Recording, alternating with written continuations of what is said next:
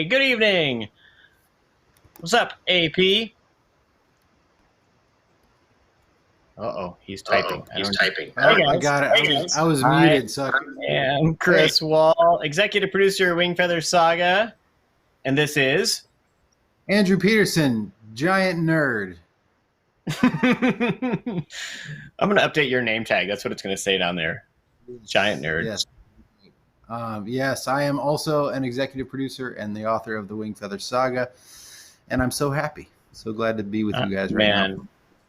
So good. You know, okay, so we're so glad to have everybody joining in. It is day 20 since we launched our Wingfeather Saga campaign where we could sell shares by the seashore, for our company. And you guys have shown up huge. We had planned, it was funny. Do you remember this conversation, AP, where we were like, hey, how long should we make the campaign? And it was like, well, we don't want to go over 30 days. That just feels long. We don't want to, 40 days would be crazy, you know. And so we decided it should be 28 days. And it was like, oh, man, that's going to be so fast. I wonder if we can. So we're on day 20, and it's like going really fast. I know. Yeah. It's crazy. It's We're almost crazy. there. I need this campaign to be over because my thumb is exhausted from refreshing my thumb. Refresh slide.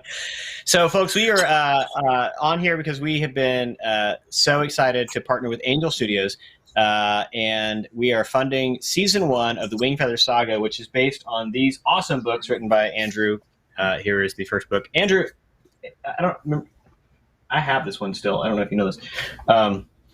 This is our old beloved family copy of this version, and it has in here your written note to me way back in 2008. Man, how about that journey that we've been on? Yeah, 2008. Wow, the world was a different place in 2008, wasn't it? Crazy, right? So, and now we get to have all these fans that have read the books, people that are just kind of jumping in and just seeing the pitch video maybe and are joining, but we're so excited that we're this close to the end. So we were planning on going live Thursday night like we normally do, but we wanted to bump up because we're very likely going to finish this tonight because we can only sell, we've been talking about this the whole time, but we're selling shares in our company. So I'm again hold the Wingfeather cards here, and we only have $5 million we're allowed by the SEC to sell as part of our thing. So we're at 4.858. Wow. So less than 150,000 left. Whew. Anyways, and once they're sold, that's it. That's all we got. And so Andrew and I, you can't call us. You can't text us and like, hey man, can you help me out? Let me in here. I want to get in the room. Sorry, man. It closes. It's over. So just so you know, it's not our fault. We're not trying to be rude. It's just how it is. Last night, I had a show last night and I was with a buddy of mine, and he was like, oh, I forgot. I need to invest in the Wingfeather Saga. So while I was sitting there, he walked in really quick and I did the thing because he was like, it's ending fast. So I was super excited. Hey, thanks, Paulo from Oregon. Yeah. So I've got a little list here that just happened right as we were coming on, Andrew. I want to run through. These are crazy. Kyle from Missouri, $700. Daniel from Minnesota, $100. Alexis from Utah, $1,000. Emily from California, $100. Steve from Florida, $10,000. That's crazy. There's been way more people in that segment than we ever expected. We were like, everybody's going to do $100. That's awesome, you know. But anyways, Calvin from California, $100. Jessica from California, $250. Charles from Tennessee, $500. Todd from AK. Is that Alaska? AK Alaska. What? Hello, Alaska. $100. Brandon from Ohio, $100. Carla from Kansas, $100. Brian from California, $500. Stan from Tennessee, $250. That's amazing. We'll get back to some more of those in a minute, but we have a really fun live stream for you guys. Hope families are gathered around. This is going to be really fun. This one is our music themed, so we're going to talk to some people that have helped us to bring the music to life, particularly in the short film. And you know, the short film, the pilot was really a prototype of how we want the series to feel. And based here in Nashville, we want it to have a really diverse soundscape. And so, so we're going to talk tonight with Kurt Heinecke, and then the band Arcadian Wild is going to join us as well. So So again, we're here. If you want to invest, it's like the ultimate fan experience. You want to jump in with us. A bunch of you came in here because you saw our pitch video that we got to create with the Harmon brothers, and they're just top talent. They're so cool. It was so much fun working with them. And we put together a little behind the scenes video of kind of bringing that to life. And some of you may have seen this out on the socials, but in case you haven't, we thought we'd share it now. So check out this behind the scenes. Hey everybody, we're here on the set of our awesome day for Wingfeather Saga promo. So fans, you guys know we've been telling the story of Wingfeather Saga for a long time, and now we get to do it in this format. When I saw what everyone was doing, specifically with this project, I got really excited because I love fantasy stories. I have kids. I'm always looking for things that I can share with them. That's what investing really is. It's not about just handing something over. It's not donating. Yeah. It's investing. It means that you care about what goes into this and what's going to come back. Once you're passionate about doing something that's worth doing, why not enroll other people into joining you? This is a dream fulfilled. Like, to chase this. We've been on this now for 6 years, working Andrew and I together to help bring Wingfeather Saga to the screen. And this is the next big chapter.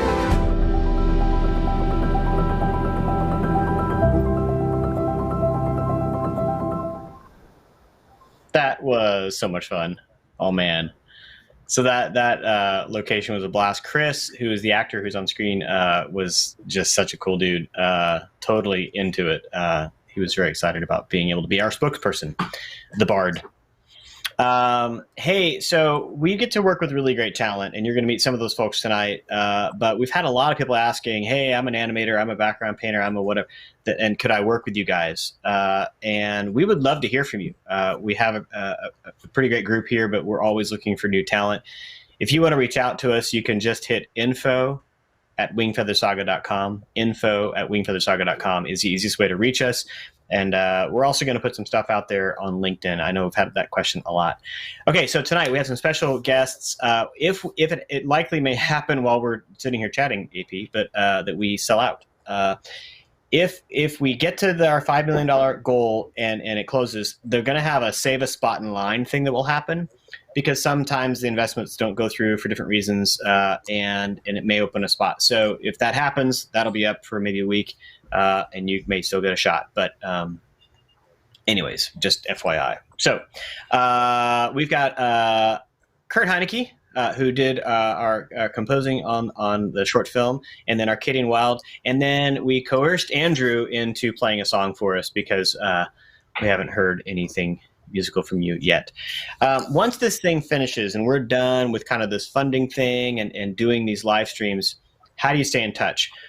Some of you are on socials, and that's great. So follow us on Wingfeather Saga on Instagram, Facebook, and so forth. We don't use Twitter that much, but there's that. But you can also go on YouTube and then wingfeathersaga.com, wingfeathersaga.com.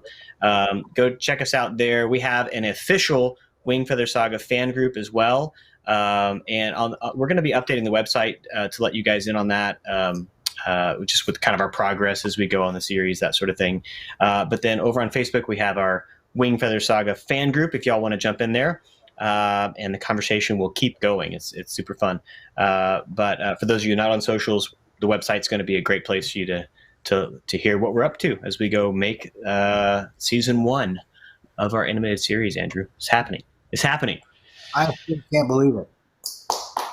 I still can't believe it. Jamie's sitting next to me. I know Heather's over here, and Heather was like, "Well, Jamie clapped a lot off screen. Can I clap off screen?" Clap too. Our families are all in.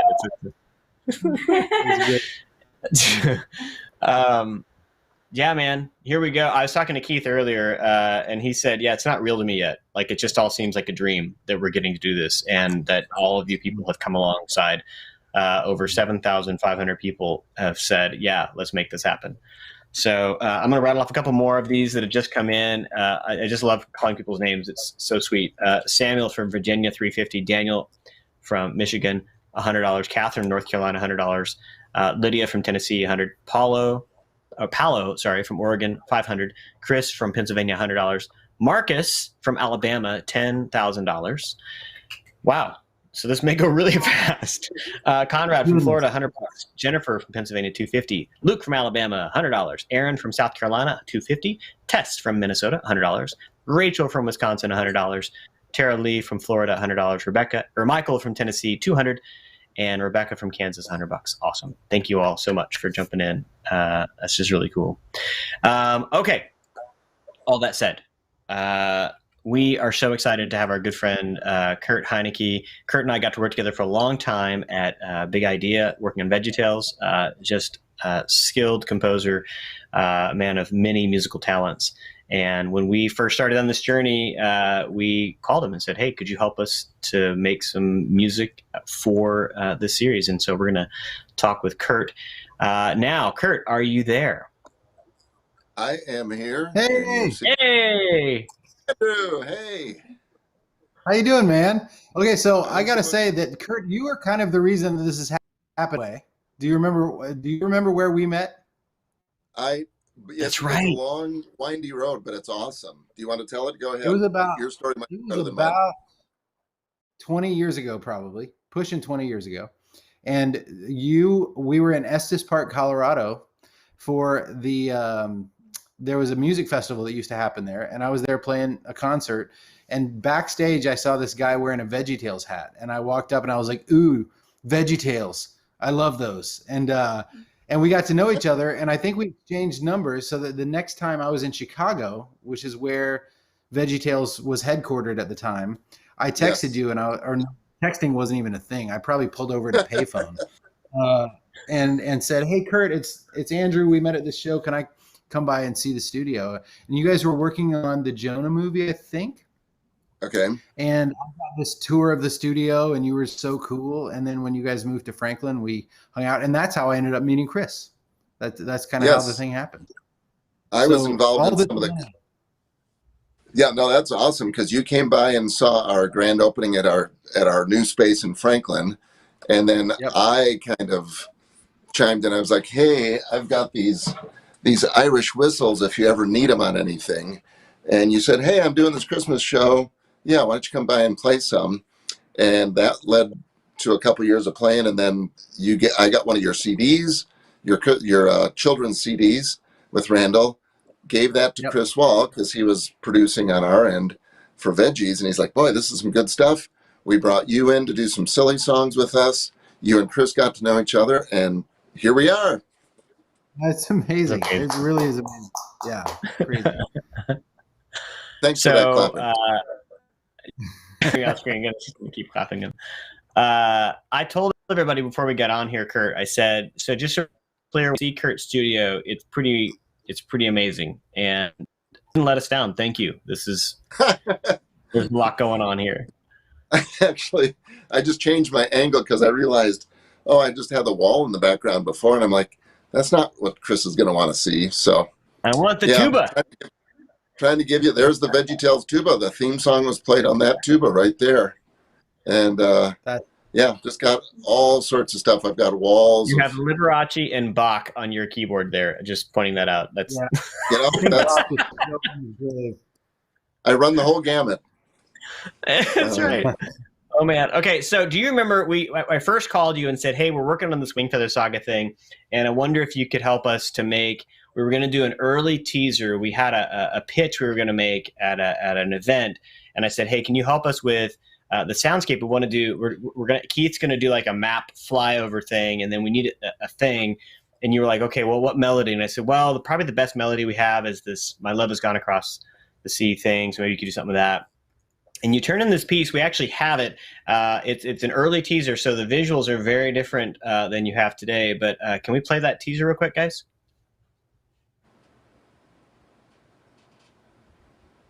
Maybe? Yes? No? John? Do we have it? I remember it being louder. Yeah.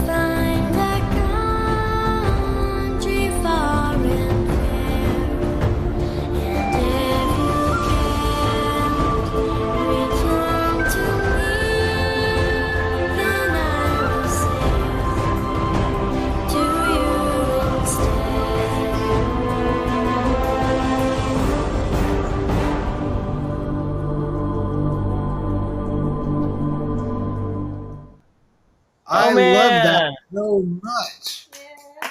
I want to see that TV series. That's so cool. So cool. So, Kurt, we talked about the soundscape. That one of the things that we wanted to avoid, because it's so overused in kind of Celtic and other fairy tale stuff like this, is the Irish whistle. And you were like, I have some ideas, people. Tell us about some of that soundscape that you introduced. Yeah, so the first instrument you hear is the Irish whistle, of course. I just love bringing in actual acoustic instruments. As you can see, I love to be able to just grab anything that I want and record it, because it breathes life into what, the rest of it is synthesized. It's samples of things. And, all the Irish whistles, I've got a whole wall of 60 or 70 of them that just evoke all of these emotional senses. And they don't have to be Irish. You can play them in many different ways. It can sound ethnic. It can sound ancient. And so I love bringing in the acoustic, the organic, the intimacy, and yet this big sound also that sounds cinematic. But Sky, Andrew's daughter, singing on that, I'm getting chills just thinking about it. It's just perfect for that. And to hear Andrew says he loves that, I just love to hear that because I respect Andrew so much. And I'm just excited to be involved in this project. Man, yeah. Well, the soundscape then matured. Obviously, we came back to you in 2017 to work on the short film, and we did something interesting. We were really wanting to get the Nashville kind of influence of different songwriters and so forth, and so we brought in Arcadian Wild, which we'll get to talk to them in a few minutes, to think about the song. Obviously, we had this Hololor song that was part of the short film, the big moment on the cliff with Lily, as she's kind of singing the story of the history of this rare object. And they helped do that. And then Isaac and the team came along to actually produce some of the melodies and think about writing different cues that then you were able to bring to life fully. Tell us a little bit about that. That's new, because I think previously you've really taken from scratch. This was working with someone else to collaborate. Tell us a little bit about that process. Yeah, that was an exciting process because, like you said, we wanted to bring in some of these sounds that represent Nashville. And, Nashville, you have country, you have bluegrass, but you think acoustic, mandolins and fiddles and guitars and all that sort of stuff. And that's what these guys bring to the table, guys and gals. And I loved it's always fun to collaborate because they bring something that you wouldn't have thought of, and then you challenge them with something, maybe a playing style that they wouldn't normally go to. So you just get this combination of sounds that, 1 + 1 is 3. And sometimes it's more work because you're experimenting with things, but then the finished end product is so much stronger because you just hear these organic elements that, I was just listening to the other day. I was like, wow, I forgot about that part. That sounds great because the mandolin is following the melody that I wrote, or I'm scoring the melody that they wrote. And it just brings a liveliness to it that you don't get with a single composer. When we first start talking about, a score, an underscore, this kind of thing, I know one of the things you like to know is what's the emotional palette, like where are we headed? For Wingfeather Saga, it's this interesting, whimsical, but epic. You've got epic for days, obviously, even that little teaser we just heard. When you think about the whimsical parts, how does that fit together in your mind and as you started working on the short film? I think the whimsical, you go back to my VeggieTales days, whether that was whimsical or slapstick Looney Tune stuff. I've written a lot of that too, and I've got shelves of whimsical instruments and noisemakers and slide whistles and stuff. So I love that juxtaposition between, okay, we're serious, but oh, wait a minute, we're tongue-in-cheek here, a little fun here. And I love, I've had to do that in the past. Let's say, for example, writing a silly song with Mike Naraki, where he'll bring together two completely different styles of songs that I never would have combined. Well, now it's my challenge to combine those. So in this case, how do we get the whimsical and how do we get the serious, big cinematic? And that's a fun challenge for me. I love those boxes. I prefer to have a box to paint within as opposed to, oh, here, do whatever you want. Well, What does that mean? So for you to say, hey, we need whimsical and cinematic, we need these instruments, we need this Nashville sound. I like those challenges because then it gives me a direction to head into. Yeah, that's awesome, man.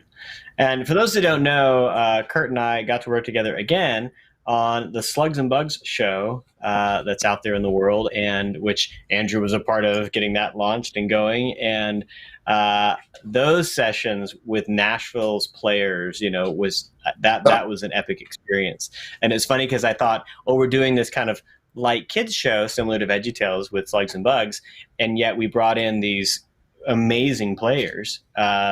And they brought so much to life. So I think that there's some walls that maybe people might think of when they're thinking about the kind of music that a different show might need, this kind of thing. And I love that we get to explore all facets of that. That we don't rule out a certain style of music because of the type of story we're doing or the audience. That it's. I know for Slugs and Bugs, it was like, well, this is more sophisticated than the audience really needs. They could just do synth stuff and we'd be fine. They could, but wouldn't it be great if it was real? Wouldn't it be awesome if we gave them some of the best players in Nashville? And that was a great experience, man. Great to work with you on that too. Yes. Well, it's been great having you on the journey with us, and thank you so much for all that you did on the short film itself, just to make it come to life. It was awesome. I remember when we first started, you talked about this, the intimidation of working with Andrew. You were like, okay, so what's Andrew think? Like, you could care less what I thought. It was like, whatever. But it's like, how's Andrew feeling about this? Rumor has it that he was like, wait, doesn't he just play tuba and accordion? What's he going to do with this stuff? I just stand in awe of you. Like all the gifting that you have is completely different from whatever gifting I have. Like, I don't even know where to begin. So like the first moment that I heard the epic version of My Love Has Gone Across the Sea, I was like, Chris, you have made a great decision. Kurt is the man for this job.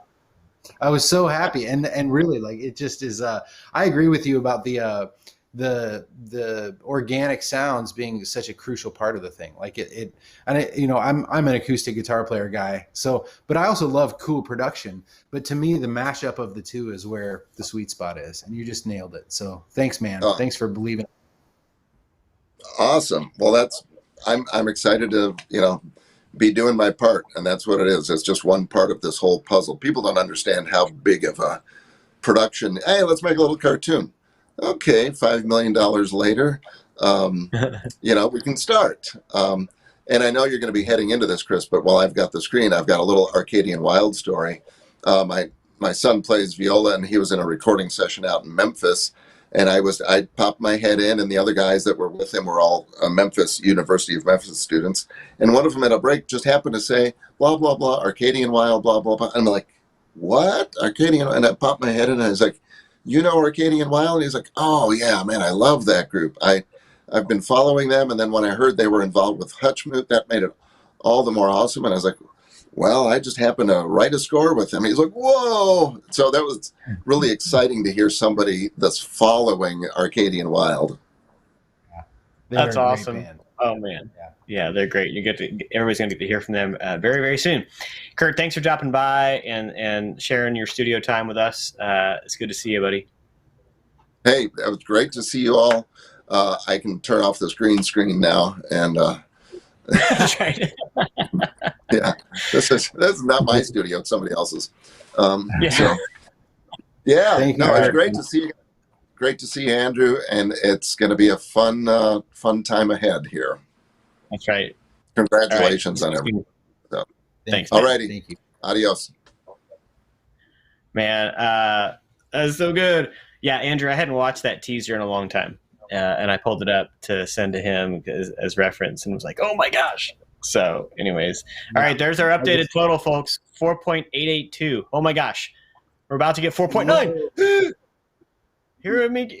Golly. Okay, so we're about to get $5 million to fund all of season 1. We've been selling shares for today is day 20. We've been out there selling shares in our company. You get to be on the ground floor. I've had a lot of questions that I've had to answer on the little investor panel, but about am I just funding like episode 1 or episode 2? Whatever.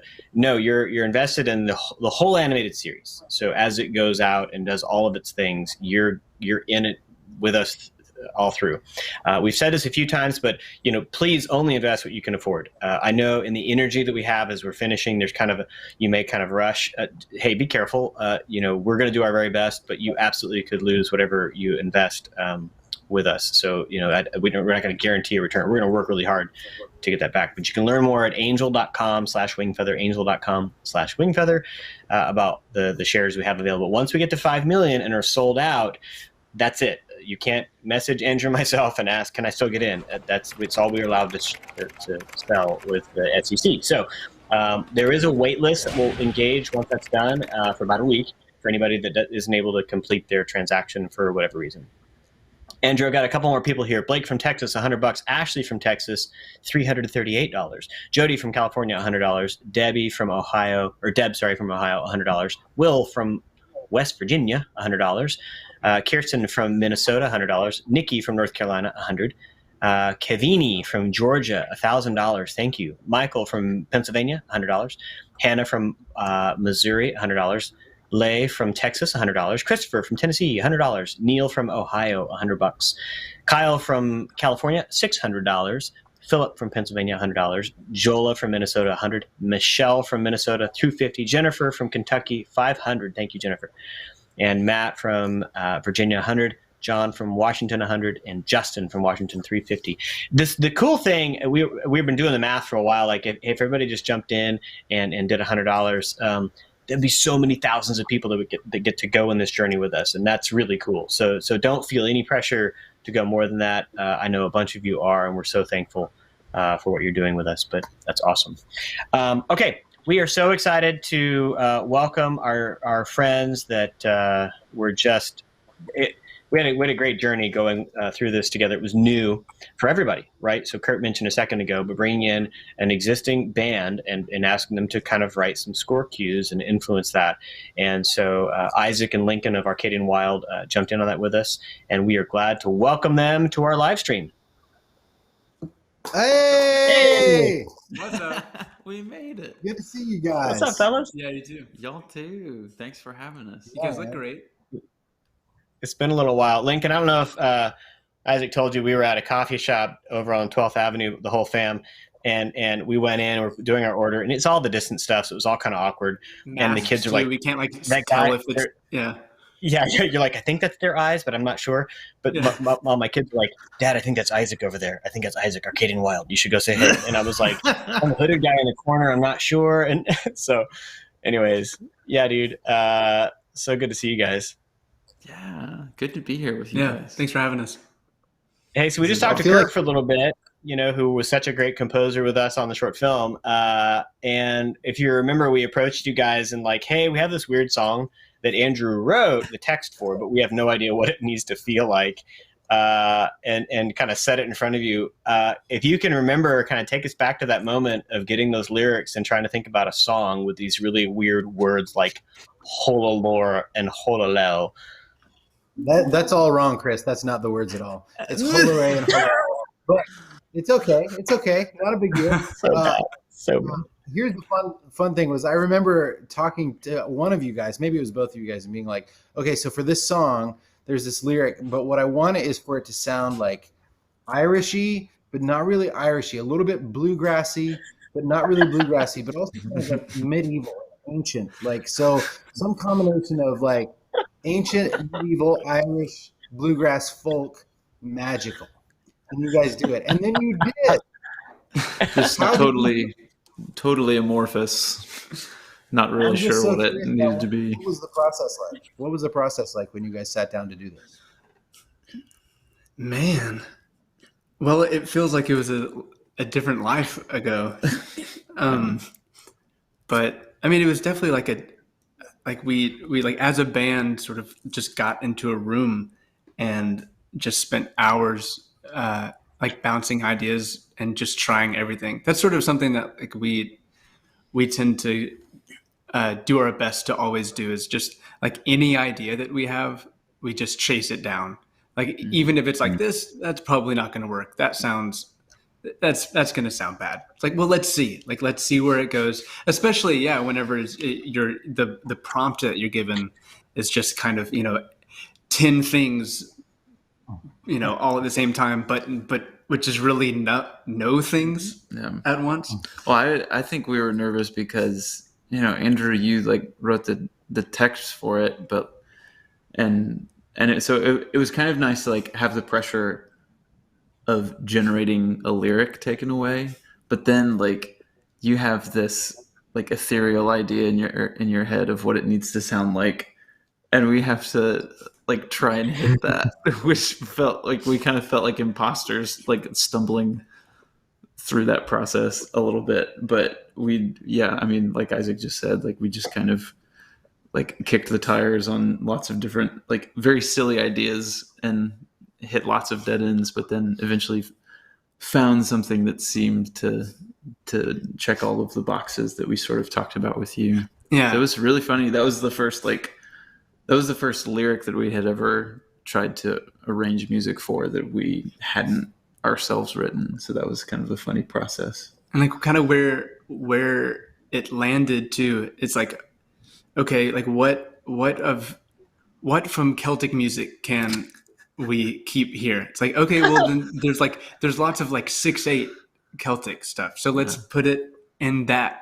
Let's like, so we stole that from that realm, and then like, okay, how can it be bluegrassy? Well, let's have like a cool mandolin lick that is like the hook, because then that's sort of bluegrassy. And then like medieval, what can we do? Well, let's just do like ancient like chant like in the harmonies. So we tried to identify some like key characteristics of all of those things that you gave us, and then throw them together and like mix it up and like what let's see what happens. I don't know.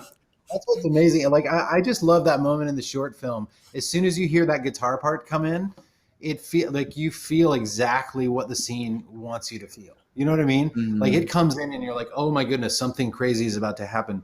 And the other thing, you guys are such good musicians. And like if you guys at home don't know the Arcadian Wild, just look them up, because it's just crazy good music. And a few times people, even in this campaign, people have been like, Andrew, do you think you could play Jürgen's tune? And I'm like, oh no. No, I can't. Man, I don't know if we can play Jürgen's tune, to be honest. Okay, but I did ask on the front end, Andrew. I said, "Hey, could they play it tonight?" And I think, do you guys think you could swing one? We'll definitely give it a shot. Yeah, I think we can get like we can probably get like 70% of the notes. That's like a C. That's not bad. That's passing. Yeah. Let's jump in. Let's do that, and then we can talk about score. Ooh, yeah, sure. It's funny singing something as a duo that was originally meant for a trio with a female. That'll be on the lead. This will be fun. We'll do our best. The other words?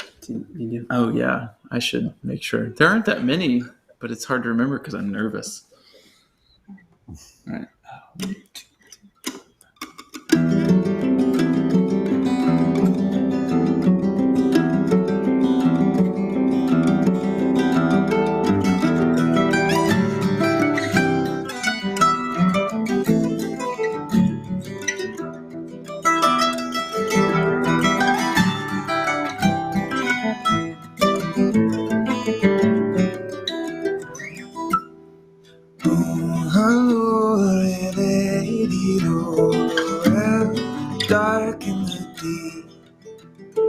Down beneath the earth you go, Lord, fast asleep.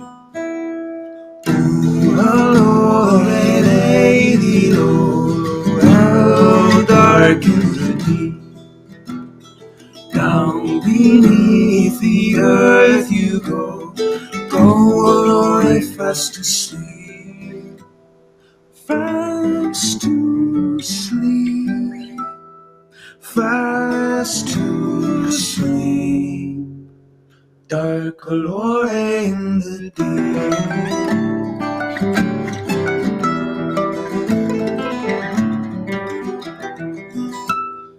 Rise again,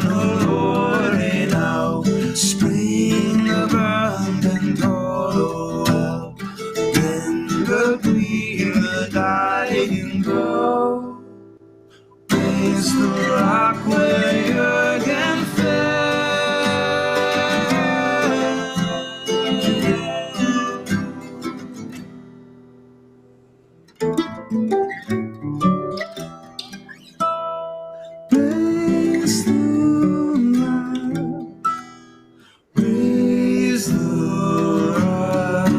raise the rock,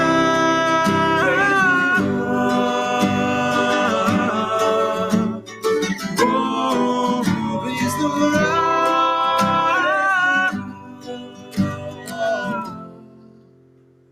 Spring abundant hollow.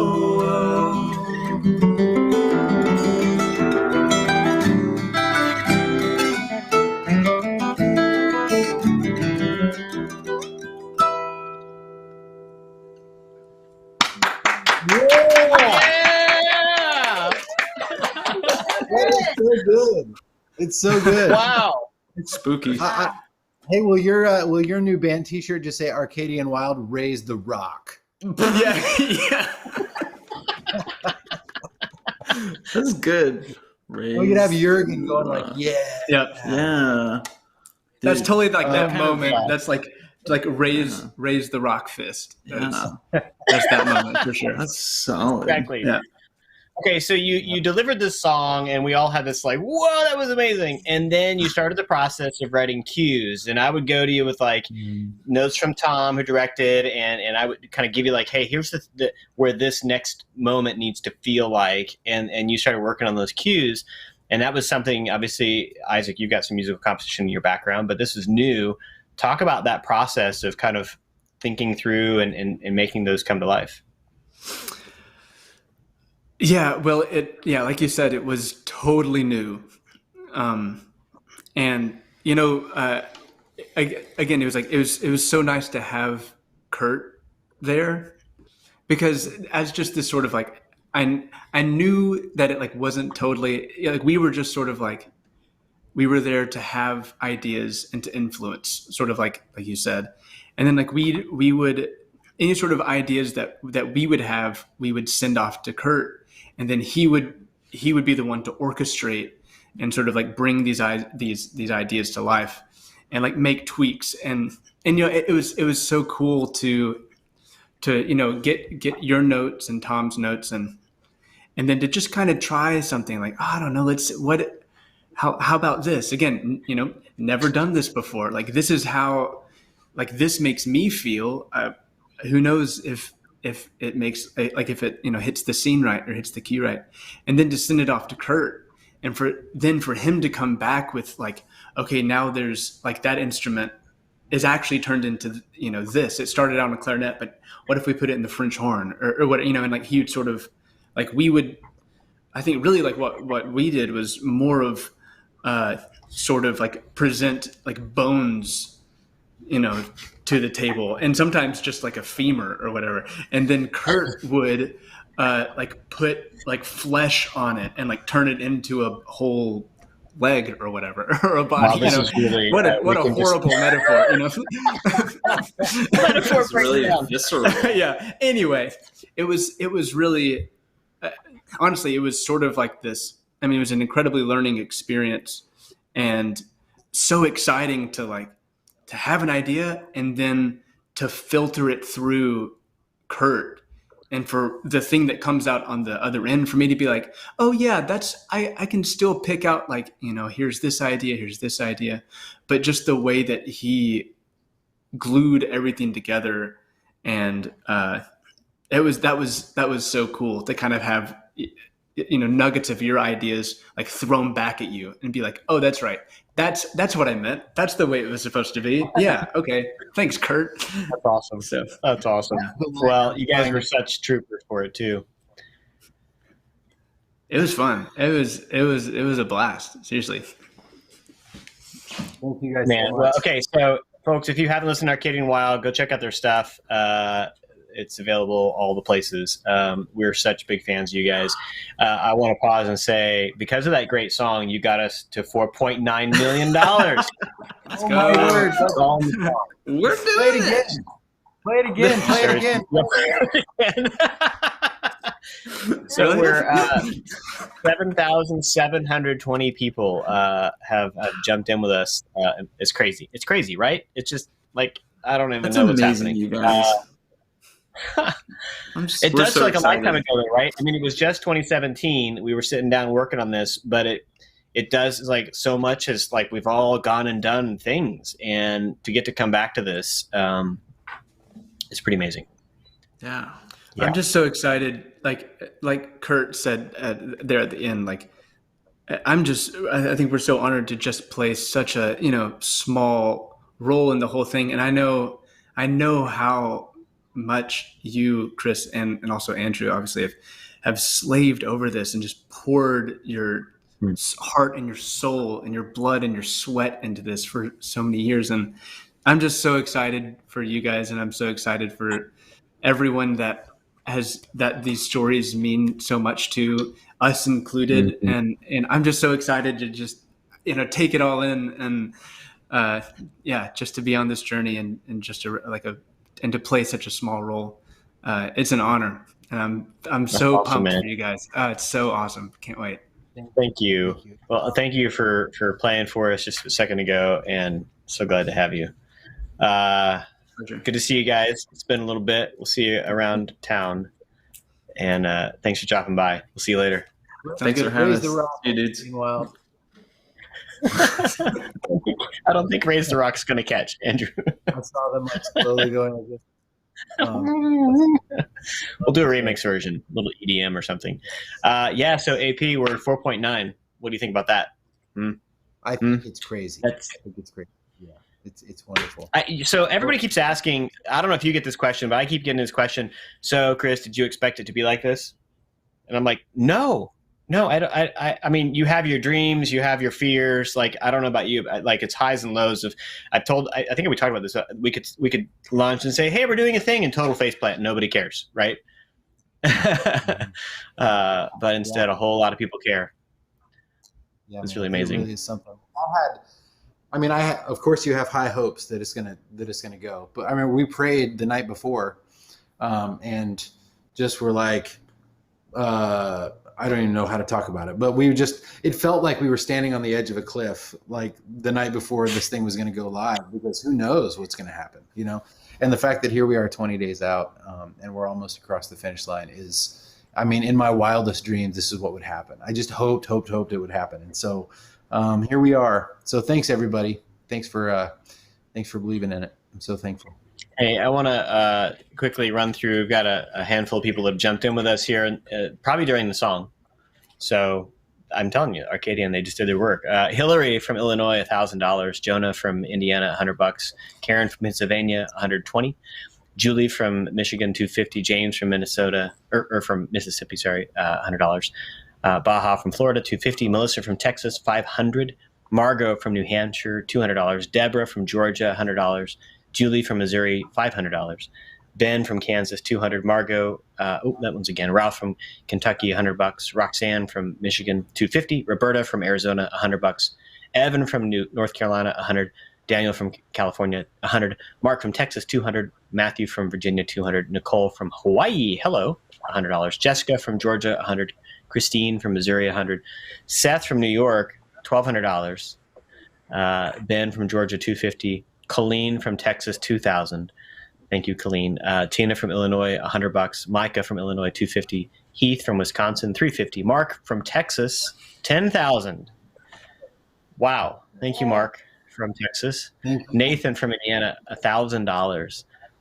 Ye from Michigan, $350. Elizabeth from Pennsylvania, $500. Kay from Tennessee, $200.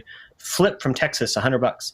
David from New Jersey, $250. Tanita from South Carolina, $100. Jenny from Oklahoma, $250. Rebecca from Indiana, $100. Sheila from Louisiana, $100. And Jonathan from Ohio, $350. Whew. That's so much fun to call your names, and thank you. I know a bunch of you messaged back like, "Hey, thanks for calling my name out."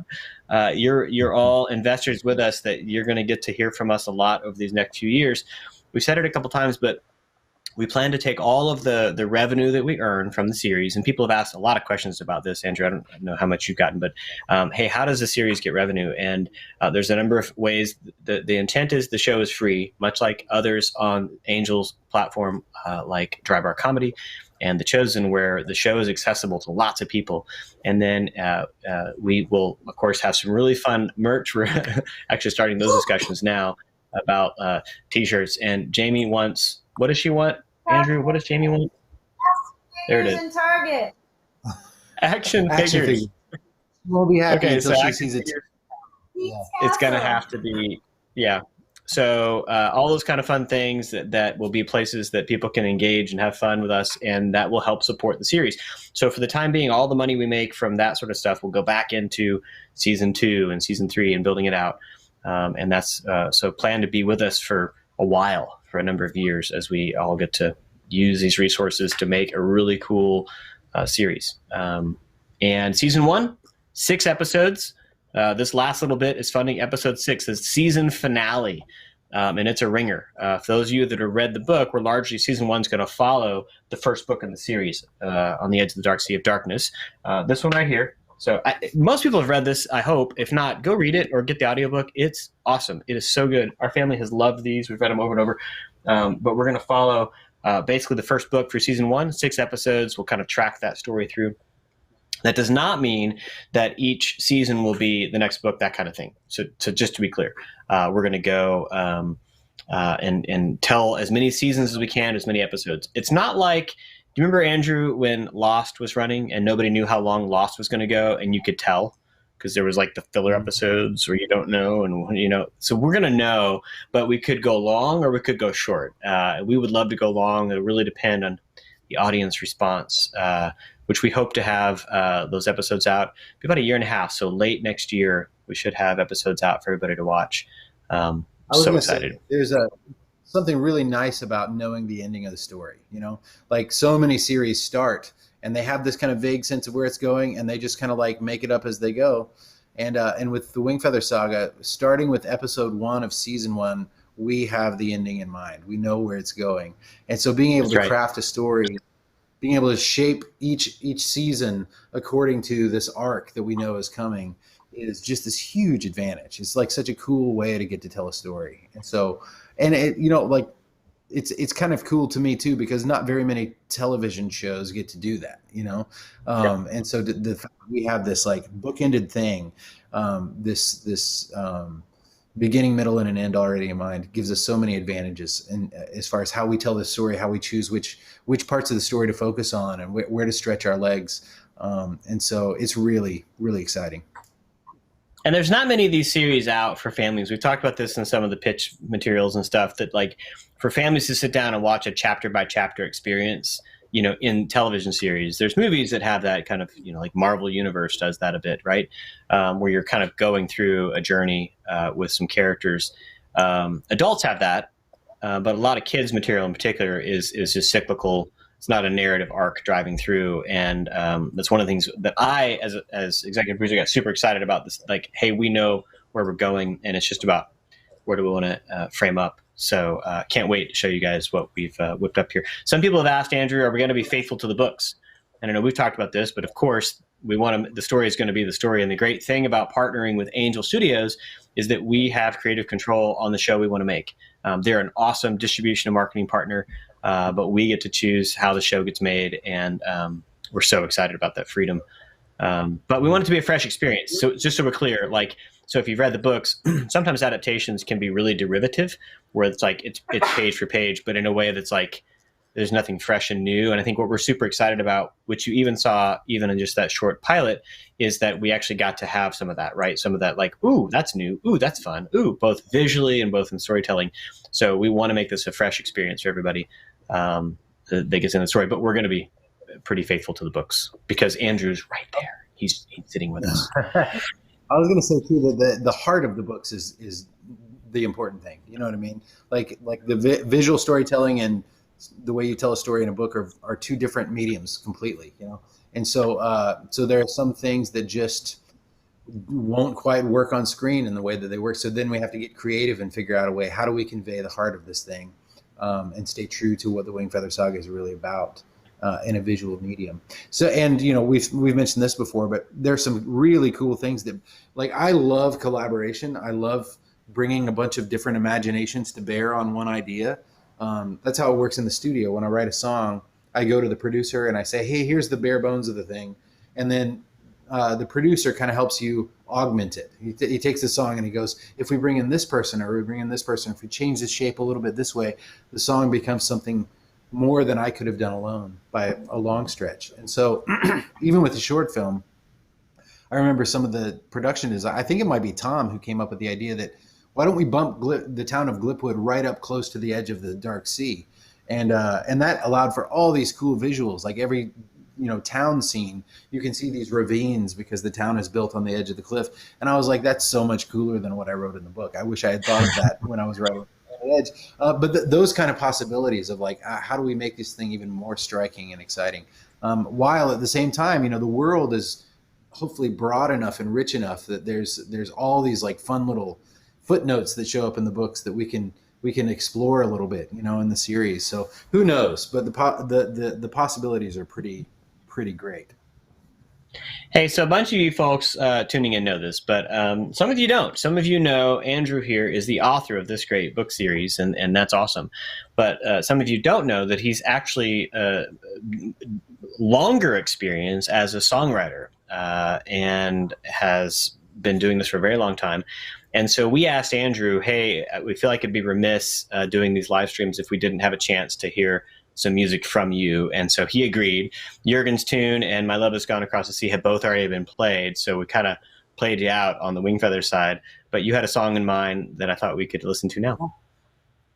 Well, so this is a song that I don't play a whole lot. And it's been a while since I've played a whole lot of music, and I'm sorry that the lighting in here isn't great, but whatever. So COVID has kind of like put a stop, or it did put a stop to a lot of live music, obviously. And so I had a show last night, and I remember sound checking and realizing that the calluses were gone on my fingers from playing guitar because I hadn't been doing shows, and I've been busy doing other stuff. So it's kind of nice to dust off the guitar and remember how much I love to play music. I hope I never stop.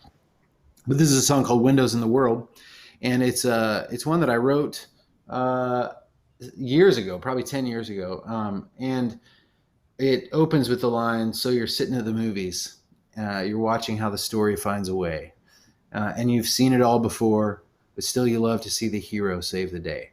And each verse kind of explores this idea that there's something in us that wakes up when we experience a good story. There's something in us that wakes up at different times in our lives. And C.S. Lewis wrote quite a bit about how it does we need to pay attention to those moments in our lives where you're crying when you don't know why, or you feel a stab of joy, or you're struck by the beauty of something. And it pays off to like stop and consider, why is it that my heart is tuned to resonate right now? And those breadcrumbs, so to speak, I believe lead you to Jesus. And so I had written the first couple verses of this song and didn't really know what the last verse was going to be, but I happened to go to a friend's wedding that weekend. And I used to not like going to weddings just because I'm kind of grumpy. I didn't want to spend any money on the wedding present. That's not really true, but it's kind of true. And but at some point, I just fell in love with weddings because a wedding is such a rich picture of the story the Bible tells us. So since we're working on a story here, and I believe that stories have this power, I thought this was a good song to play. So here we go. I'm already messed it up.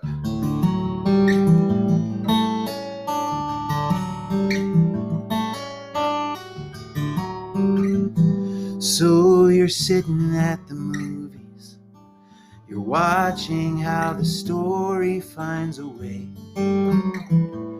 and you've seen it all before, still you love to see the hero save the day. It's a window in the world, a little glimpse of all the goodness getting through. And all along the way days are made of little moments of truth.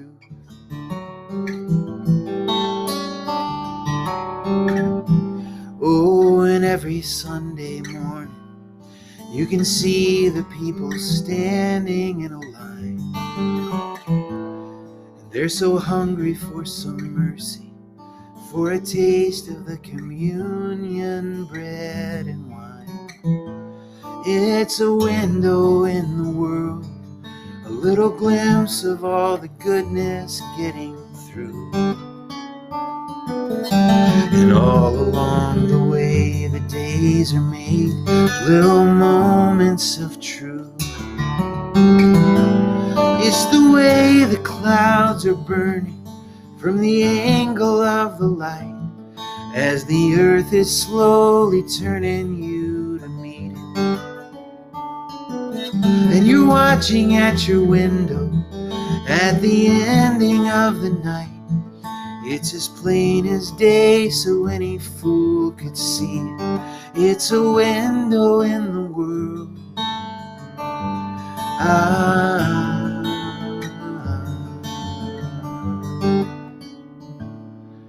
I can see the groom is waiting. He's watching for the moment she appears. Whew, man, sorry. My son just got married last week, and I just had this picture in my head of him seeing his bride walking down the aisle to him. And sorry, I got emotional. I can see the groom is waiting. He's watching for the moment. I can't do it. Wow, sorry. He's watching for the moment she appears. And they are laying down their lives for love, and love is laying waste to all my fears. It's a window in the world, a little glimpse of a little portal where you get a better view. And the wonder of it all is all you need to see the goodness getting through. And all along the way the days are made, little moments. All along the way the road is paved with little moments of truth.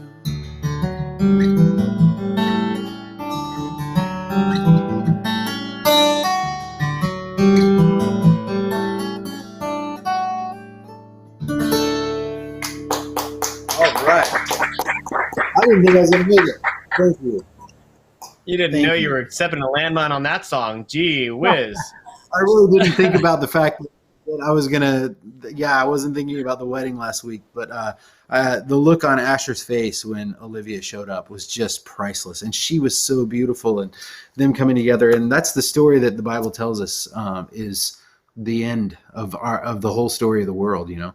And so I love the way that stories and these little pictures are moments where God just kind of opens up, like lifts the veil, and you go, oh, that's true, you know? So anyway, thanks for listening. Sorry I goofed it up. That's awesome, man. Hey, I know you have to go in just a few minutes, but hey, don't go anywhere, anybody, because we're actually pretty excited. So to just update you, we are so close to funding the full $5 million for season 1. We have seen amazing support. It's day 20, and we're so excited. We wanted to have a little surprise guest here that some of you may have seen his name. He, longtime colleague, been around, was at Big Idea for a while on VeggieTales, then over back at DreamWorks for a long time on the How to Train Your Dragon series. It's been at Disney for a few years, and now on to some new things. So I wanted to take a minute and welcome our dear friend Tom Owens to join us on the stream. Yay! Oh, What's up? Hey! Hey, buddy. it's so good to see you, man. That was adorable. Like I was, as you were struggling to get that out. Thanks, man. Can I use that as a blurb on my next one? Adorable. So Tom Owens. That's right. He has adorable things that he makes. That's right. Man, it's good to see you. Good to see you guys too. Tom and I got to work together a little bit on VeggieTales. There was a season at DreamWorks where between projects they would have a little downtime, and so Tom got to do a VeggieTales movie with us, Beauty and the Beat. That was the Beauty and the Beast thing, and that was super fun. And then when it came time to bring this short film to life, I was like, "Hey Tom, you want to try something?" And man, you just poured yourself into it, and we're so thankful. You made some pretty amazing stuff. Tell me about what kind of hooked you, what got you excited about Wingfeather when you were starting to work on that. Oh man, certainly the books are delightful, and actually, to be fair, I did only read the first book, and I was excited about it. And then as I was working on it, I remember you kept leaning on me, you got to read the rest of the books. And then when I finally did, it was just crushing. I'm like, man, these are great. They're just fantastic. And I'm still bummed that one scene. Remember that one of the first things that I storyboarded was the thing with the cow chasing the boy, or the toothy cow chasing Janner. Yeah. That scene, I still. Like, I'll use that as a portfolio piece forever. I'm really proud of that board. It's so good. Yeah, it's out there. It's still out there, I think, on YouTube. It was one of our bonus features. That's really cool. For people that thought they kind of understood the world, we thought, let's show them a toothy cow. And you totally rocked that sequence, man. Yeah. If you don't know, so Tom works in the story department. So in animation, there's a screenplay, and then there's some storyboards that actually bring to life visually like what we're going to see, and then the animators then animate. Okay, so Tom knows this, but in the studio world, there's a bit of competition between the story department and then the actual animators about who's really making the most impact on screen. Tom, your boards are just fantastic and emotionally evocative and so alive. And you just, after the film, you've gone on to do other things, but you just had a fantastic action sequence in Raya and the Last Dragon, right?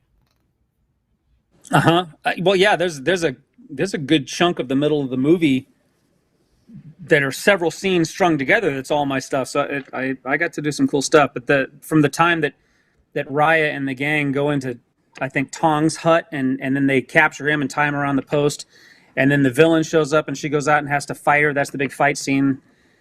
And then the dragon reveals herself, and then they escape. Even the bit as they're approaching town and they knock on the door and the basket, they get captured.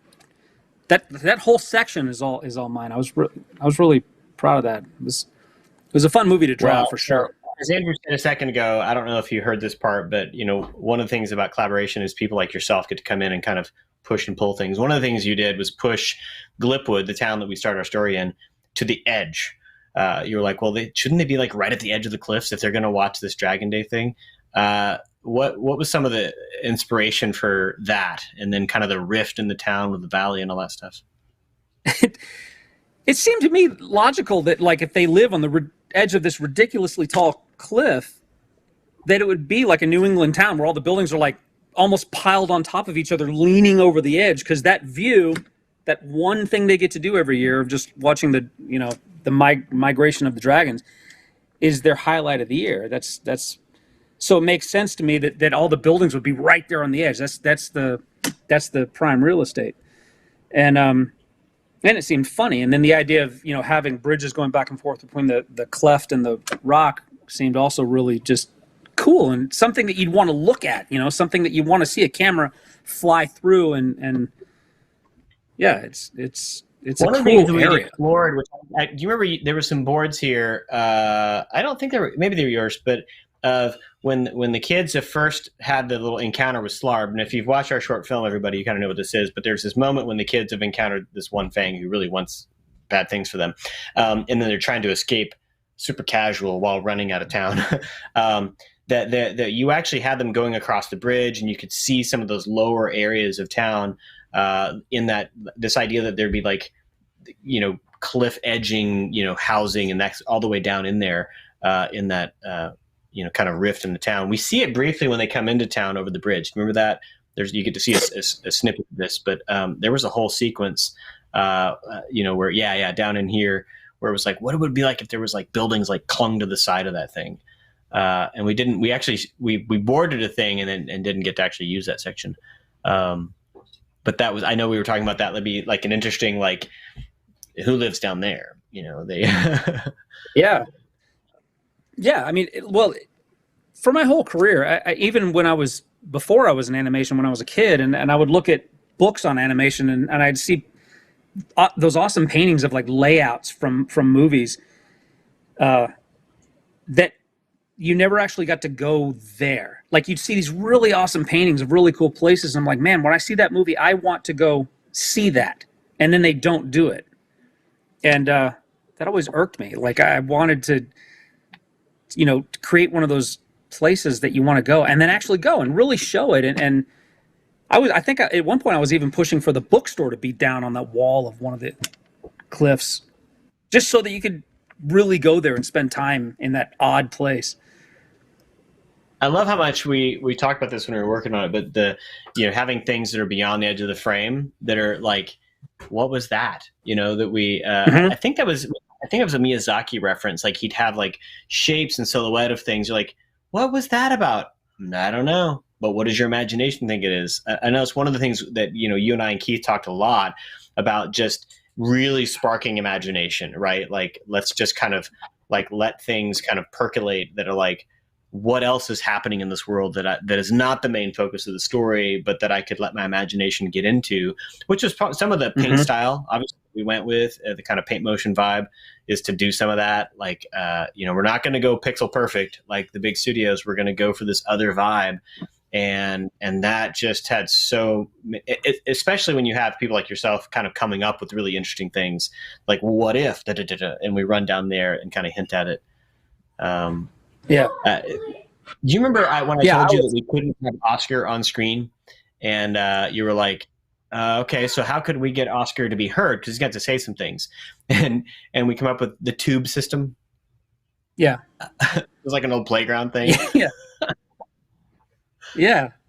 It just seemed logical to have one of those tubes that you shout through and sound bounces around the building. Yeah. And I was like, they do it in anime films a lot. Japanese cartoons often, as a character just moves through a scene where you're establishing, who he is or whatever, and he's working at some place, he'll just walk up to some device on the wall that's got gears and stuff, and he cranks it and steam comes out and he walks away from it.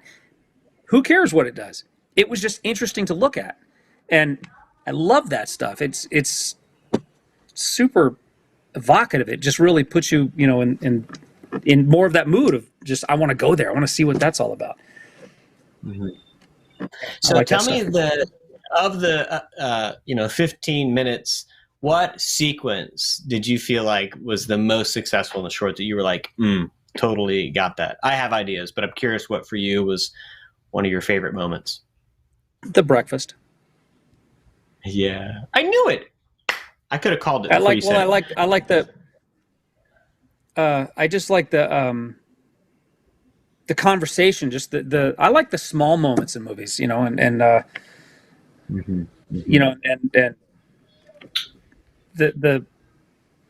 was really disappointed we couldn't rig the characters to do much big, broad animation, but remember we had the idea that Janner's brother was going to be talking with his mouth full, and so he'd be like, bah, bah, bah, all this stuff in his mouth. And we're like, yeah, we can't do that. But it seemed funny that when the sister was mimicking him, and then the grandpa says, oh, she has you there. She nailed you. She got you right on. And I love that small talky kind of stuff. Yeah, it makes the world and the family seem very real and alive, right? That it's like we're actively in this world. Those little moments that kind of earn the authenticity. We talked to Nicholas last week, or maybe the week before, rather, just about some of the design, in the world, and of course on the characters, and patches on a piece of clothing, that's the wrong patch or the color or whatever, things like that. I'm curious for you when we think about like the realness of Glipwood as a weird place, right? It's kind of Princess Bride-ish where there's ROUSs running around or whatever. What is one of the kind of key things that you feel like you got to bring to life in there that was like, oh yeah. I mean, I know we talked about Toothy Cows a second ago, but are there other elements that for you kind of anchored in like, yeah, now I'm watching a fantasy? I think when the kids set off, there's just that cool painting of just looking at that landscape and headed off toward that land, and I was really excited about the scene in the bookshop. I liked Slarb peering in from the window and suddenly realizing, oh, there they are. I've got them. I can capture them. I like that stuff. Yeah. Let's take it. No, let's take it. That was one that I remember when you pitched that. Like, yeah. Yep. That's totally gonna work, dude. That's awesome. Yeah. Well, that short that's film what you do, right? If you encounter something like that, like I when I'm boarding, that's just what I think of. It's like if I'm in that situation, that seems right. Let's take it. No, let's take it. Like it seems like a good argument for two brothers to have.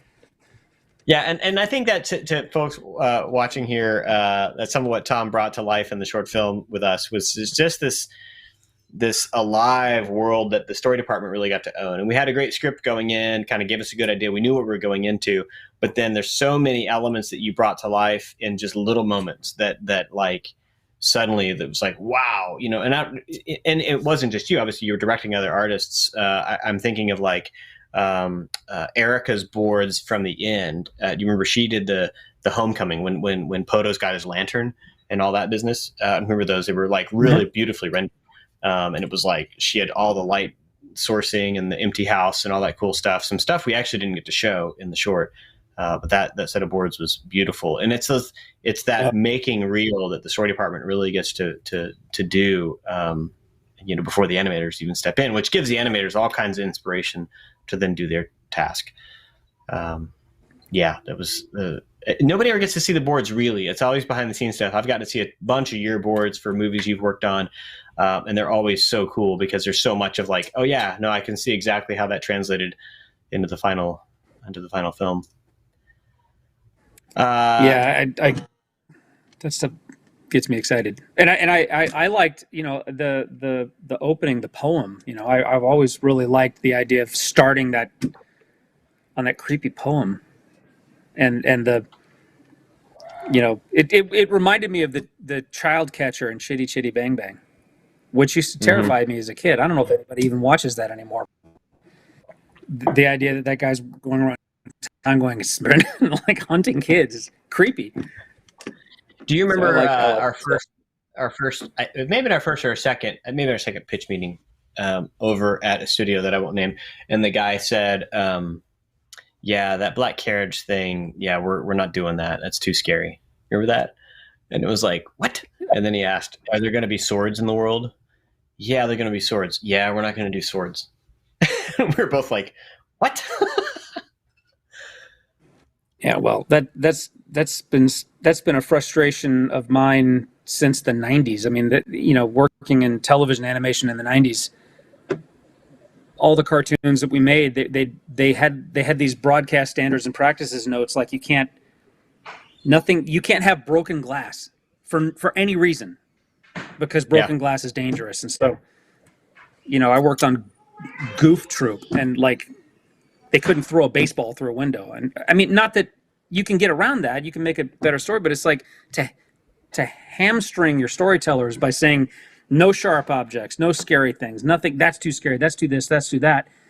And it just really takes all the fun out of things. I'm like, didn't you guys grow up watching The Wizard of Oz? Like, that was intense, and it's great. Yeah. That was the highlight of my year every year, watching that on television when I was a kid. And yeah. Yeah. Thankfully, because of streaming services, now we can get that stuff back.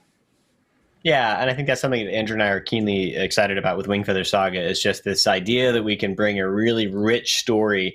Because as we do that, like, it's a little scary for kids, maybe it's a little like thrilling and a little edgy, but for adults and the rest of the family, like, and I'm in, right? It's like it earns the spot that you have to have a sense of peril for there to be a rescue, and of course, in an epic journey like we have here, that's going to be so necessary. So, dude, it's good to see you. If the villain isn't scary, who cares if they get overcome?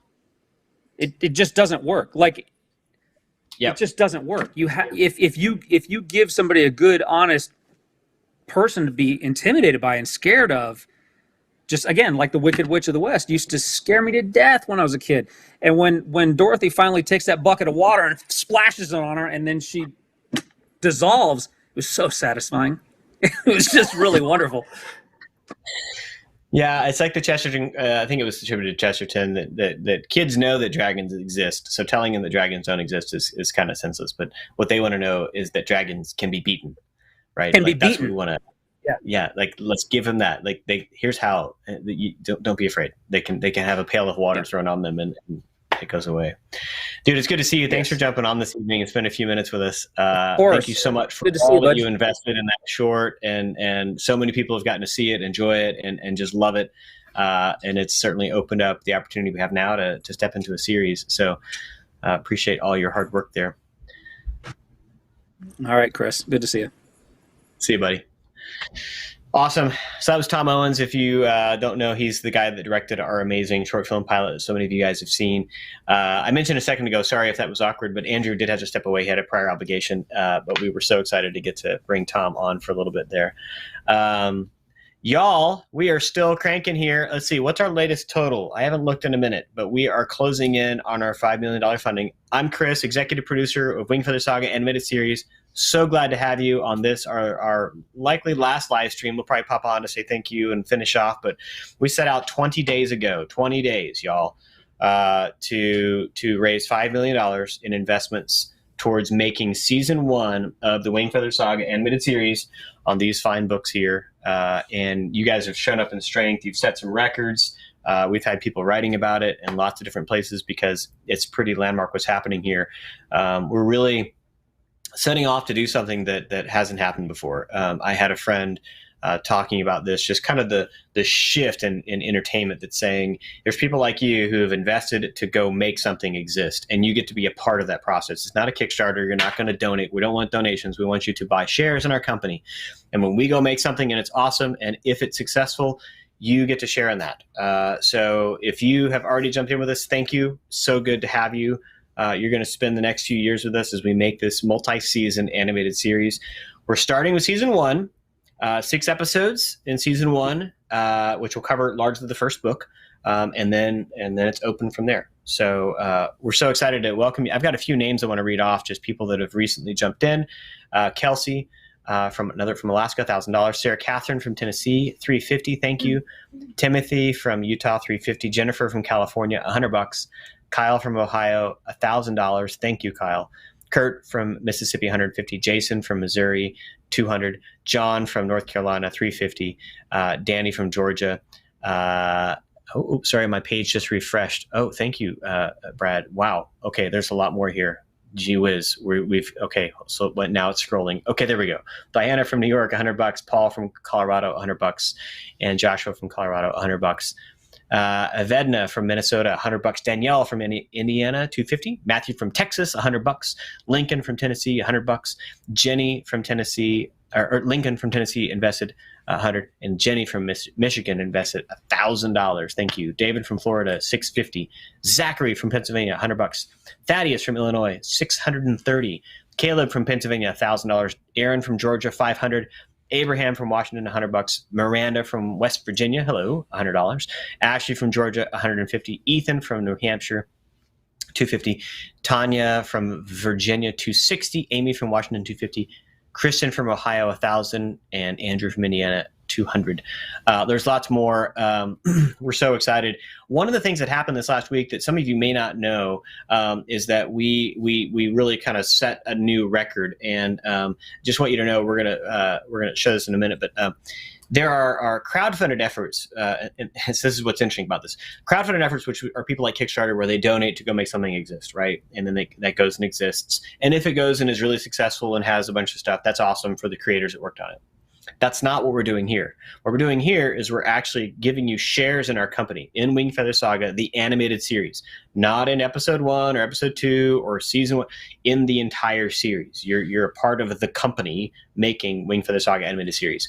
And those shares are being sold right now. So angel.com/wingfeather, there's only so many left. Based on what I'm reading here, it's going to go pretty fast. But as such, crowdfunded, meaning the crowd said, we want this to exist.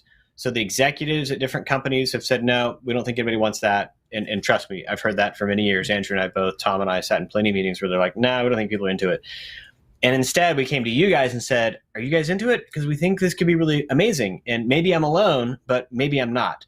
And I can't tell you what it means to me personally, to Andrew, to all of us, that you've shown up and said, no, this means something to us and it should exist. So as such, check this out. We actually are the #1 all-time crowdfunded kids show. 5 million. That's amazing. Now it's already at the 5 million. We're not cheating here. If you combine what the previous 265 we did on Kickstarter and this, you get that 5, and we're going to go over that very soon. So that's amazing. That's you, the fans, doing that. I'm just kind of the conductor here helping to corral this.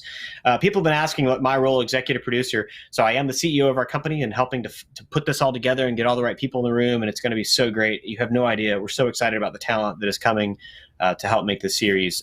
We'll tell you more about that as we go through this. And the investors are going to get all that inside information, telling you about our team and who all is working on it. Just some brilliant artists. We're so excited. But we're about to close out because as we get to $5 million, that will finish us. And then when we get to $5 million, just so we're clear, oh, hey, Jillian. I know Jillian. When we get to $5 million, that's it. We sell out. So I've said this a couple times, but we're selling shares in our company. It's like these Wingfeather Saga cards. They're so cool, rabbitroom.com. But when they're gone, you can't message Andrew and myself, hey, can you hook me up? We don't have any more. The SEC says this is as many as we can share. Now, all that said, don't freak out. Only invest what you can lose, because like any investment, it's at risk. We're going to do our best to earn that money back for you. But just, we just want to make a great show and see if it can work. Okay. A couple more people have jumped in. Sherry from Missouri, $100. Randy from Florida, $100. Audrey from North Carolina, $350. Nicholas from Texas, $500. Marianne from Georgia, $100. Gabriel from California, $5,000. Thank you, Gabriel, for believing us so much. That's awesome. Diane from Arkansas, $100.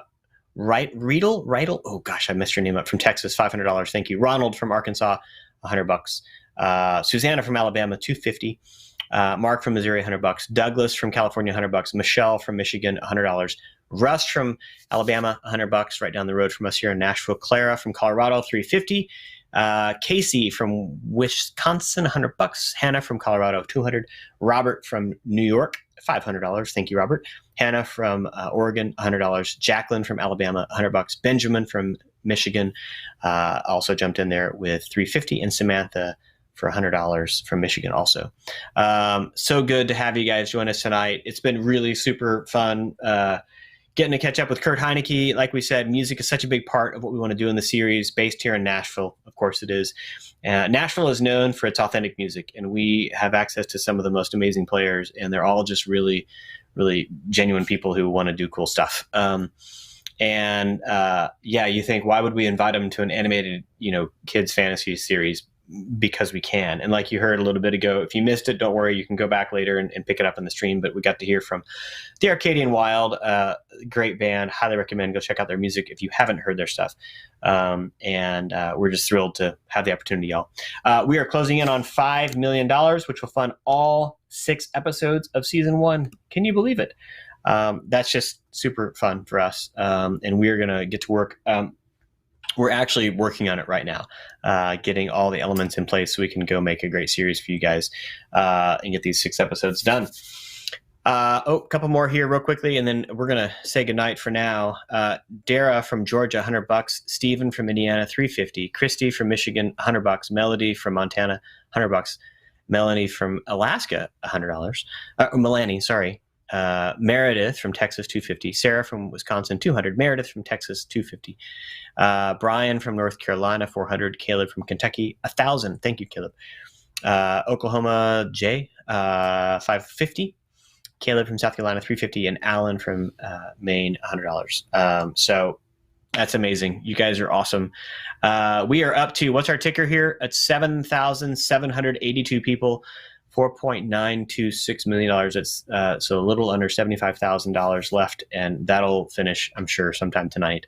I'm going to set an alarm to wake up and make sure to hop on and stream to Facebook or something in my bleary eye to say thank you. Y'all have done it. We're going to get this. It's happening, and we're so very thankful. Appreciate all of our great people behind the scenes. Just so we're clear, there is a lot of people working on our Angel Studios team that help to make these live streams possible. We won't be doing any more of these. We're kind of finished early on day 20 here, but we will come back with updates on our progress. And it's really critical, like right now, like how do you want to stay engaged? Because we're not going to do these anymore. Go follow us on socials if you do that. So Wingfeather Saga. We actually have a really cool Wingfeather Saga group on Facebook as well. And so you can go hop out there, and that group is sharing all kinds of fun stuff, the official Wingfeather Saga fan group. So go hop in there. There's always cool stuff being done. And then on Instagram and regular on Facebook. And then, of course, on YouTube, we'll have content we'll put out here. And then wingfeathersaga.com, for those of you that are not on socials, wingfeathersaga.com is where we'll also be sharing lots of stuff about the series, which includes, you're going to hear about this very soon, but a new book coming out this fall. It releases in September, and it is Creaturepedia. So some of you old fans who have the old books like these, our old family copy of the original book, there was a Creaturepedia that was printed years ago, but it's been out of print for a while. Penguin Random House redid it. Aiden got to go back in and redo some illustrations, and super cool. And yeah, that'll be out in September. So you're going to hear about that too. So anyways, it's been an amazing 20 days. We're so thankful for all of you. I want to say thank you to my sweet family who's hanging out over here. Hey, y'all. Hey, everybody. Who've been with us week after week as we come out here and talk to you all about what we're doing. I'm going to run through one last list, and then we're going to say good evening to you. Thank you for keeping your families up, hopefully to tune in and get to hear some stuff. Let's see. We got Matthew from Ohio, $250. Linda from Tennessee, $100. Karen from Tennessee, $100. Jonathan from Washington, $350. Virginia from Tennessee. That's fun. Virginia from Tennessee, $100. Garrett from South Carolina, $100. April from Virginia, $100. Mariah from Utah, $500. And Raul from Texas, $500. That's awesome. So great, guys. It's just been amazing. We're so happy. I told everybody this over and over, but the thing I'm most excited about is seeing that number of people grow. Yeah, we want to make sure we get our 5 million, but I would love to have as many people as possible be able to share in the journey with us. So if you haven't gone and bought shares, do so, because once we sell out, we're done. We have 7,790 people that have partnered with us. They're shareholders in our company to help make the Wingfeather Saga animated series. Hey, so here's a trivia question. Put it in the comments if you know it. What is the name of the company that you are buying shares from? What's the name of the company that you're buying shares from? Anybody know? Put it in the comments if you know. It's totally an inside thing. Andrew and I wrestled for a long time about what this name should be. We both had a bunch of names, couldn't figure it out. I went walking downstairs, and Heather's like, you okay? I'm like, yeah, just trying to think of a really good company name. And she goes, oh, well, it should be, and just said it. And it was like, oh, well, thank you. That was easy. And that's the name of the company. So you'll find it. If you go look in our investment docs, you'll see what the name of the company is that actually has the shares. As you know, Andrew and I have Shining Isle Productions that we started years ago that is working on Wingfeather Saga, and we hope to make other really great series in addition to Wingfeather Saga. So Shining Isle Productions, you may have seen. Hey, if you want to work with us, if you know people that you think in animation that would like to work with us, we've had some really remarkable discussions with people of notable experience from some significant studios reaching out to us because they want to work on something cool like Wingfeather Saga, and we're so excited to welcome them to be a part. So if you know people that you're like, oh man, so-and-so who I know who works in this field would love to look at this, show them what we're doing. And you can send them to info@wingfeathersaga.com, info@wingfeathersaga.com. That'll make its way to us, and we would love to hear that.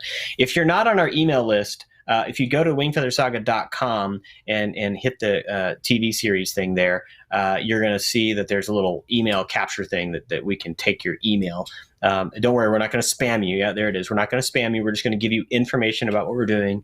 And so, anyways, hop in there, and that will be the exclusive list. And that list has grown like crazy, which has been super fun of people that want to know about Wingfeather Saga. So yeah, a couple more that just came in. We got some others coming in just now that Brad says, hang on. Oh dear. I don't want to hang up and then suddenly something happens and we want to do a happy dance and I miss it. So can you hang on for just a second? Because we may do some cool stuff. Also, some folks last week, we had a little special deal at the Rabbit Room store where we bundled some stuff for part of our Dragon Day festival. Y'all did great. They had like triple the sales of Wingfeather Saga stuff they've seen in a long time. So well done. That was awesome. Wingfeather Saga was initially published by the Rabbit Room. It's a publisher here in Nashville, and they initially did the publishing for books 3 and 4, and now Penguin Random House is publishing all 4 books together in hardcover. It's super cool. So that said, if you want some of the cool merch that we have for that stuff, like bookmarks and interesting things like that, for the time being, we're going to make some new stuff, but for the time being, like these really cool character cards, and we have what do they have over there? They have some posters. So character posters, got a Jenner poster here and Lily and Tink. If you love the short film a lot and you want to do a DVD, they have some of those over there. So anyways, we love their not-for-profit ministry and have a lot of cool stuff. So if you want to go therabbitroom.com, you can support them. Offcoming. Oh yeah, you want to help? Okay, so Charlotte's going to help me. We've got another little list here of a couple people. Can you read these? Okay. So who's that? Joe from Ohio invested. Wait, is that Ohio or? That you got it right, Ohio. I know it's like a test of all the states. Yeah. This is my daughter Charlotte. You may recognize her slightly older voice as the voice of Lily from the short film. So hey, kiddo. Okay. So Joe from Ohio invested $250. Mm-hmm. Matthew from Arizona invested $150. Yep. Daniel from South Carolina invested $250. We're learning geography here, folks, while we're doing this. This is great.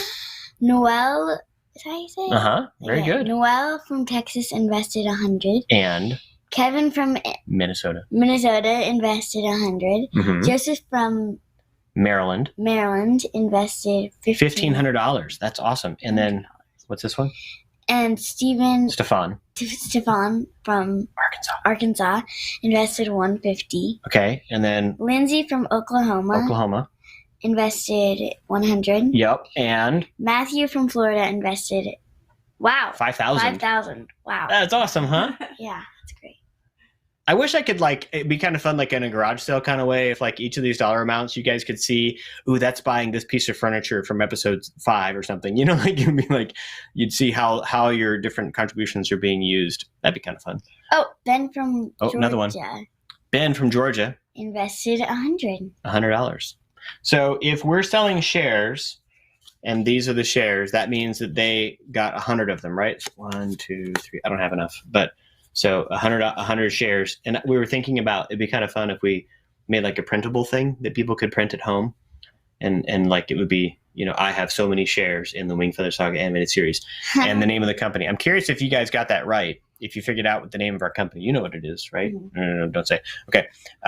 It's a secret. But yeah, that was super fun. Okay.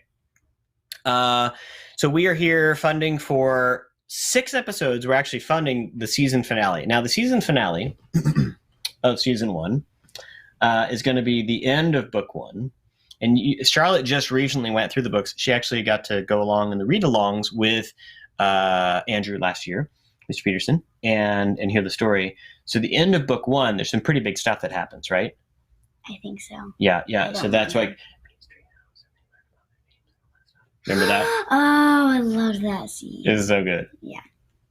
And we actually have it mapped out. You guys don't even know. But we did a story meeting with the writers, did a writer's retreat 2 days back in April before we launched this, and worked on season 1, the 6 episodes. And, oh, what? You got a name on here. They're so fast. Look at you. Wow. Don't switch sides with me because it'll get mixed up. Okay. Anyways, so we did a writer's retreat and worked on the 6 episodes. And we know exactly how the season is going to end, and it's so good. It's so good. And we have a post-credit scene. I know for the kids, we love post-credit scenes. Like pretty much any movie now we're pressing play on, we're expecting a post-credit scene, like something else to be added, right? Yeah. So the post-credit scene, you want to know what it is? So we finish where you know it finishes, and then the credits, and then at the end, when it comes back up,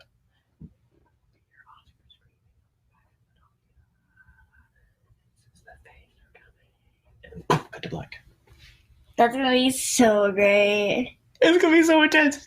You're going to want to watch season 2, aren't you? Yeah. Mm-hmm. Him like, you know. Just picturing. It's going to be great. All right, so we're finding episode 6, which she knows the ending to, and the post-credit scene, but no one else does yet until you see the show. It's going to be so good.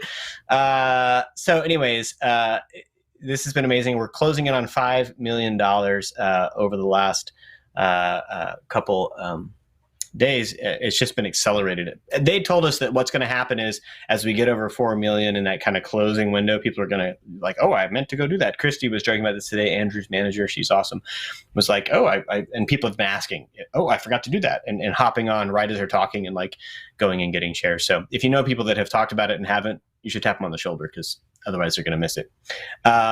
Hey, so Michael Enslin got it right, the name of the company. Michael Enslin, great job. We got the name of our company right, that owns the animated series and is distributing the shares that you're purchasing.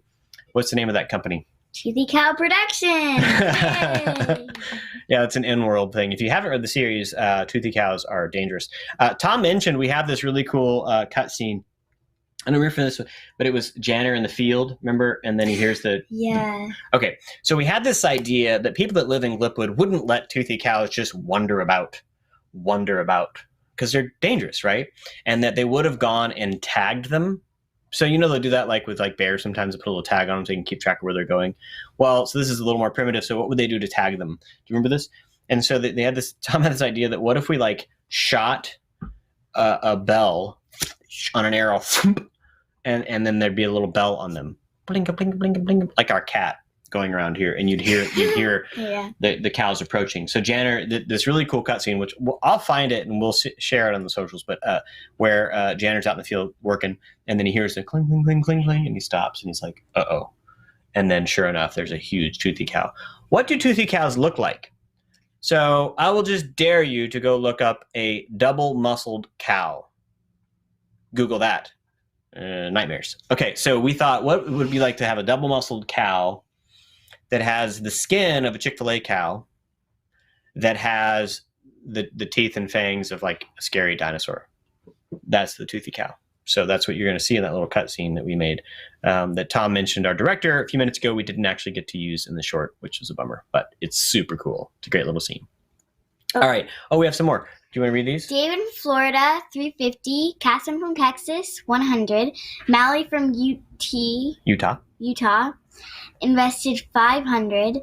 Wendy from Tennessee invested 100. Mm-hmm. Joseph from Florida, 223. Kevin from California, 100. Michael from California, wow, 456. 2456. That's a fun number. Great job, Michael. Thank you for getting a fun number for us to read here. Yes. Okay. So anyways, it has been one of the things that we did this winter. I know a lot of you guys were in quarantine like us, and so we had some time to catch up on some shows that maybe we hadn't watched or wanted to see. But one of the things that happened is that we got to catch up with a series called Avatar: The Last Airbender. So this is an old Nickelodeon series. It ran 3 seasons, specifically because it was meant to be a narrative arc, meaning it had a beginning, middle, and end. And it was one of those rare shows that a whole family could get into because it had these really cool fight sequences. It had these really funny characters. And then it had these really poignant moments that landed some things that were really delightful about kind of our human experience. So what I loved about that series, particularly as a storyteller, is that their kind of worldview was very much informed by spiritual truths for that series. They're different truths than we would. So we'd have at times we'd lean over and go, yeah, kids, that doesn't kind of line up. That's actually whatever. But when we get to land it here in Wingfeather Saga, I think a lot of families will be like, yes, that's exactly like Andrew talked about earlier. I feel that when I go and have these experiences. So we just had a few oh no, bad news. Oh, do you want to see a double-muscled cow? Do you guys want to see this? Do you want to see a double-muscled cow? Not really. Elijah wants to see it. Yeah, I do. Elijah's in. Okay, here's Elijah, my son. Elijah is the voice of Janner, or the voice of Kalmar, rather, Tink, in the short. And, of course, you're into it. All right, so do we have a double-muscled cow? I'm a little worried. Oh, there it is. Look at Oh that. gosh. That's real. That's a big cow. So put some fangs on that, and then a little kind of Chick-fil-A black and white pattern. Yeah. Okay. All right. That's good. We don't need it anymore. Yeah. Thanks, John. It's good. Wow. Okay. So we have a couple more here. Elijah, do you want to read these? You have to read it like Kalmar. Yeah. Okay. Go for it. Well, that's kind of my voice. I know. Yeah. Okay. Trevor from Arizona invested $200. Yep. Sharon from Florida invested $100. Thank you, Sharon. Caleb from Ohio. Yeah, very good. Invested $350. Philip from New Jersey invested $150.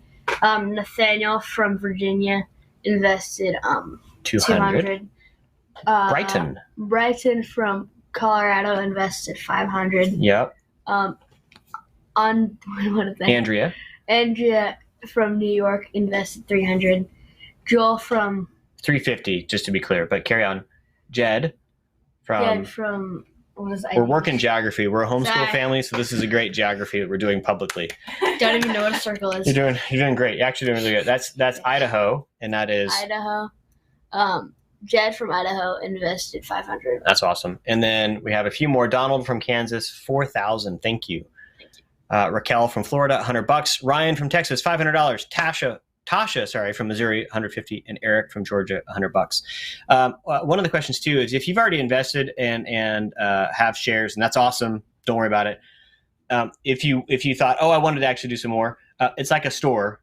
So just walk in and purchase more shares. There's not like a go revise your pledge or whatever. You just walk back in and buy more. And they'll tell you, I think the little system comes up and says, you've already got to do it. And I want to buy some more. Thank you very much.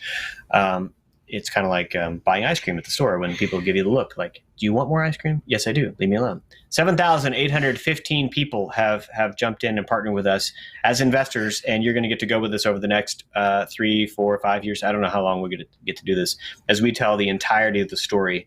So Avatar Airbender, we watched that. It was super cool. Yeah, I liked it. What was interesting, do you remember when we started watching it and really weird. Grace, their older sister, was off at college, and so she had to catch up. And because we're telling her, hey, we're watching this series, and she's like, I don't know if I want to watch a kids animated series, right? Yeah, it was kind of like a kids animated series at the first, but then it got a little more deep. Okay, so that's true, right? It starts off a little bit silly. Yeah. And then it's like, oh. And then you're headed towards the Fire Lord, right? It's gonna happen. Yeah. There's gonna be a throwdown. Stuff goes down. At the beginning, you're just like, I don't like these characters, and then you get super attached to them. Yeah, and they're annoying. You're right. Yeah. There's characters like Sokka. You're like, why am I watching this? He drives me crazy. So annoying. And then you just earn it. But we got to watch it. We're kind of chapter people, so we would watch an episode, maybe 2, and then we'd wait a little bit. Like we like to kind of slowly, and then we talk about it between those things. And there were some points when they hit some things that were like, whether they be spiritual, religious moments that were like, that's not entirely true. One of the core things is that truth can be found in yourself. And of course, as someone who follows Jesus, we like, no, we want to follow truth outside of ourselves in our Creator. Just little adjustments that are like worldview adjustments, right? The way someone talks about that, like there's a brokenness that's in all of us, right? We all have brokenness we have to kind of work through. And there's only one who can bring us perfection, right? And it's outside of, I can't find perfection in myself. So there's a little adjustments in storytelling that take something from really meaningful and kind of having a different lens into the world and maybe going a different direction. And you feel it, right? When you're watching a story, you go, wait, that's not quite right, And we feel that for a lot of things too. So I'm the worst. Watching movies, it's no good because I'm paused. All right, we're talking about this. And that's actually like, it's not what you think. It's not for like bad movies. It's like good movies that have bad truths. Do you know? Have you guys had those where you're watching something and it's a good, but it's a bad truth? It's like, that's not, I don't know. It just doesn't land well. So, we have some more popping in here. Okay, so we're down here. Who wants to do this one? Okay. Donald from Kansas invested 4,000. Raquel from Florida invested 100. Ryan from Texas, 500. Tasha from Moldova. No, that's wow. No, that was Missouri. Okay, that's 150, and Eric from Georgia 100. I think we read those already. That was actually a repeat. So you got your name called out twice. Eric from North Carolina, $1,000. Thank you. John from Ohio, 500. All right, what's our latest total? We're so close now. It's getting weird. Like, because now is the weird part where I'm like, I don't want to hang up, and then you guys, if you need to go put your kids to bed, don't. Oh my gosh, wow, we're really close. Do you see that? What do we have? Man. Okay, so didn't really plan for this. 4.942. So it's like $57,800, and then we'll be done, and all 6 episodes of season 1 will be funded. Oh my god! Isn't that amazing? We're gonna have to make all of it. Go fund. That's really cool. Okay, so yeah, we're at this weird part where I kind of want to stay on with you, but I probably won't. But you don't need to stay. If you need to go, that's fine. Yeah. Just like, go, daddy, go. Live stream to like 12. Give me some coffee. Last time this happened, we got close to a goal like this, and then I was on. You remember that? Normally, I would pop on and like, hey, we did a milestone. We got it. And this one time, you guys may have been around for this. I was on for over 2 hours. Didn't love that. Talking about the series and what we're doing and all this kind of stuff. It was a long time. And then I had to go into 2 more hour-long meetings after that. It was really an intense day. I was kind of tired that night. Mrs. Wall says my job is I'm a professional talker. That's my job. Yep, pretty much. Okay, we are here funding 6 episodes for season 1 of the Wingfeather Saga. If you just popped on here and saw us live, hey, I'm Chris. I'm the executive producer. These are 2 of my kiddos, Elijah and Charlotte. They actually helped voice the short film from our closet years ago. It's like down there. Closets are great places to record in case you're curious. They're quiet, and it's pretty darn cool. I wonder if I have a photo of that. Let me see if they got this. What? Kids, how proud of your dad right now? Well, I think they are, but it's kind of a weird thing that they get involved with me. We've experienced this many times. A lot of movie nights have been pooped because of this guy working. That happens, right? Yeah. We're we making say the we're movies. Gonna watch a movie, and then we wait like 3 hours until you finish. Because we're busy making the thing. Yeah. So it was at Christmas in 2016. Oh man, I forgot about all this. We had these crazy deals where we would do for part of our thing for part of Kickstarter. We do these packing parties. That's my family from Colorado. November of 2016, helping to pack. This has been such a family effort. Helping to pack envelopes for our Wingfeather Saga Kickstarter. Where was I in that? Golly. And then here was us packing up. There's our librarian, Laura. Hey, there you are. There's your sweet husband. There's my sister. Oh my gosh. What a great crew. So this was back in 2016. When we tell you folks that it's been a long journey, we mean it's been a long journey. We've been working on this thing for so long. I wanted to see if I can find. I know I have a picture of us in I took a selfie of us in the closet for you guys. There's our patches. I forgot about those. When we were recording the voices. Talk amongst yourselves. Okay, we have a few more here. Can you read these 2 here? Eric from Donald or no, Eric from North Carolina. Eric from North Carolina invested 1,000. Thank you. John from Ohio invested 500. Karen from Pennsylvania invested 200. Brody from Maryland invested 100. Brad. That was actually 1,000. Oh, 1,000. Well, even better. Barrett from. Jared from South Carolina. No. Yeah. Oh, Brett from Wisconsin, $100. Yeah, Wisconsin, $100. Jared from South Carolina, $250 or $270. Great job, y'all. I can't find this cool photo, unfortunately. I was hoping to show it to you, but of us in our closet recording. It was a crazy time. It was really fun. But these guys have all been along for the journey as we've gotten to see the Wingfeather Saga series come to life, both in the short film and now in this phase, which is amazing. Remember when we sang the Black Carriage song in the closet? Oh, man, I forgot about that. That was fun. I was like 5, and you're like, okay, just read this. And I was like, No, okay. read this really scary poem. That'll be fine. And we did. You guys did a great job. Yeah. And we got in the... Did we use that recording? We did. Your voices are all in there, and they're like super quiet. If you listen carefully, you can hear them kind of whisper, doing this like super creepy thing. Yeah. Forgot about that. Yeah, I can't find that photo. You just told me to sound as to you, creepy as possible.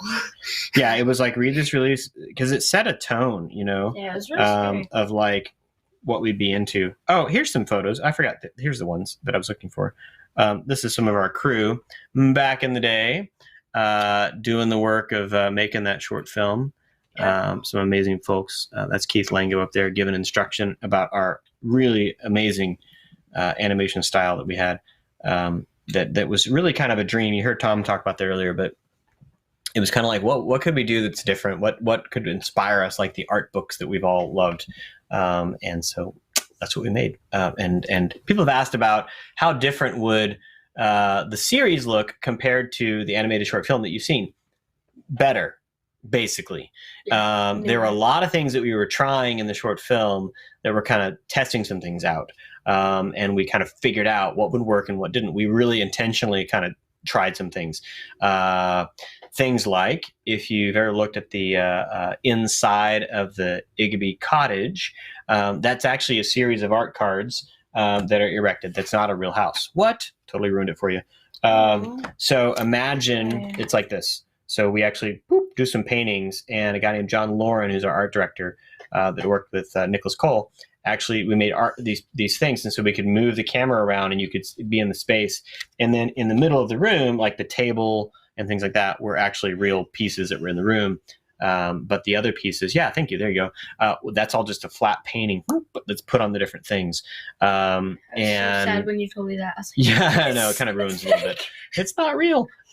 So we were testing that along with like the cliff scene, where that's CG characters, model characters walking along the edge of the cliff. But the cliff is just a perspective painting.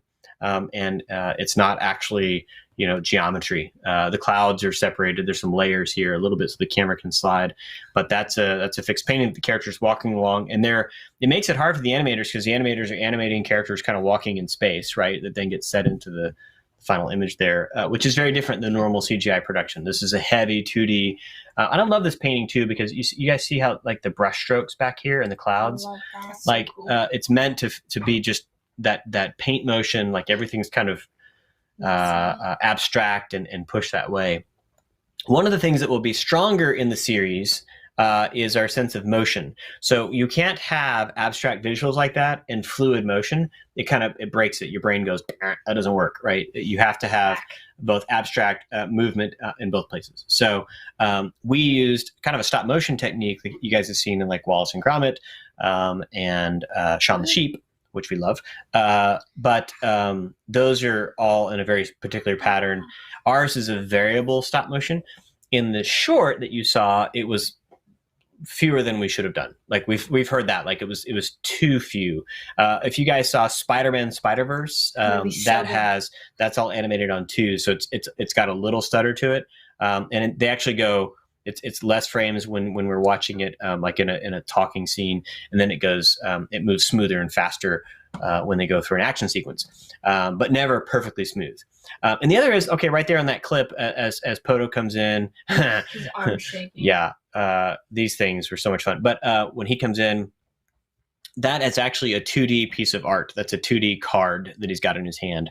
That's not a CG asset. So I know that's meaning it's like, imagine a little puppeted card that's 2-dimensional that he's holding. So he's a dimensional person like myself, and imagine that character is just this.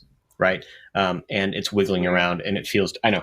But what that means is we can have lots of creatures and afford to do some really cool stuff on screen that other productions that would have to model and make that would not be able to do.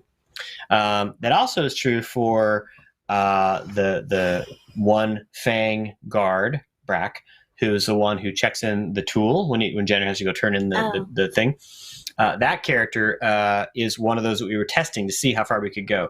So most of ours are three-dimensional characters. Not our character, but perhaps you've seen this character before.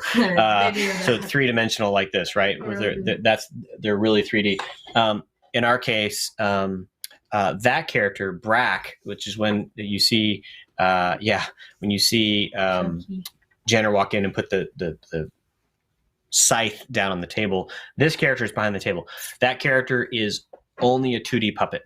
It's just 2D, and in After Effects, you actually puppet and make it move, and he laughs at him. He doesn't have to do much, right? He's just got one little moment. He doesn't have to do much. And so we're like, wow, we could add a bunch of cool characters and not have to have a ton of expense or time to pull that guy up. So that guy right there, 2D only. He's not CG.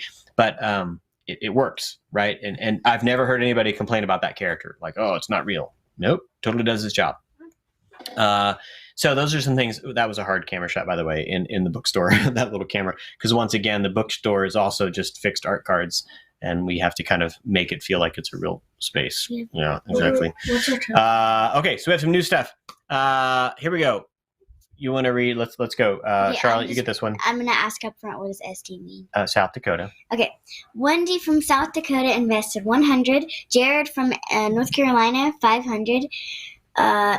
Melanie from Arkansas invested $250. Alaska. Mm-hmm. Well, yeah, whatever. Kathy. Kathy from Ohio invested $350. Rusty from Tennessee invested 100. Nathan from Moldova. No. Missouri. Moldova in the United States. And Jonathan from Oklahoma. Oh wow, 8,000. Thank Kathy you, Jonathan. That's awesome. Hey, let Elijah do a couple. Yes, which ones? Kathy.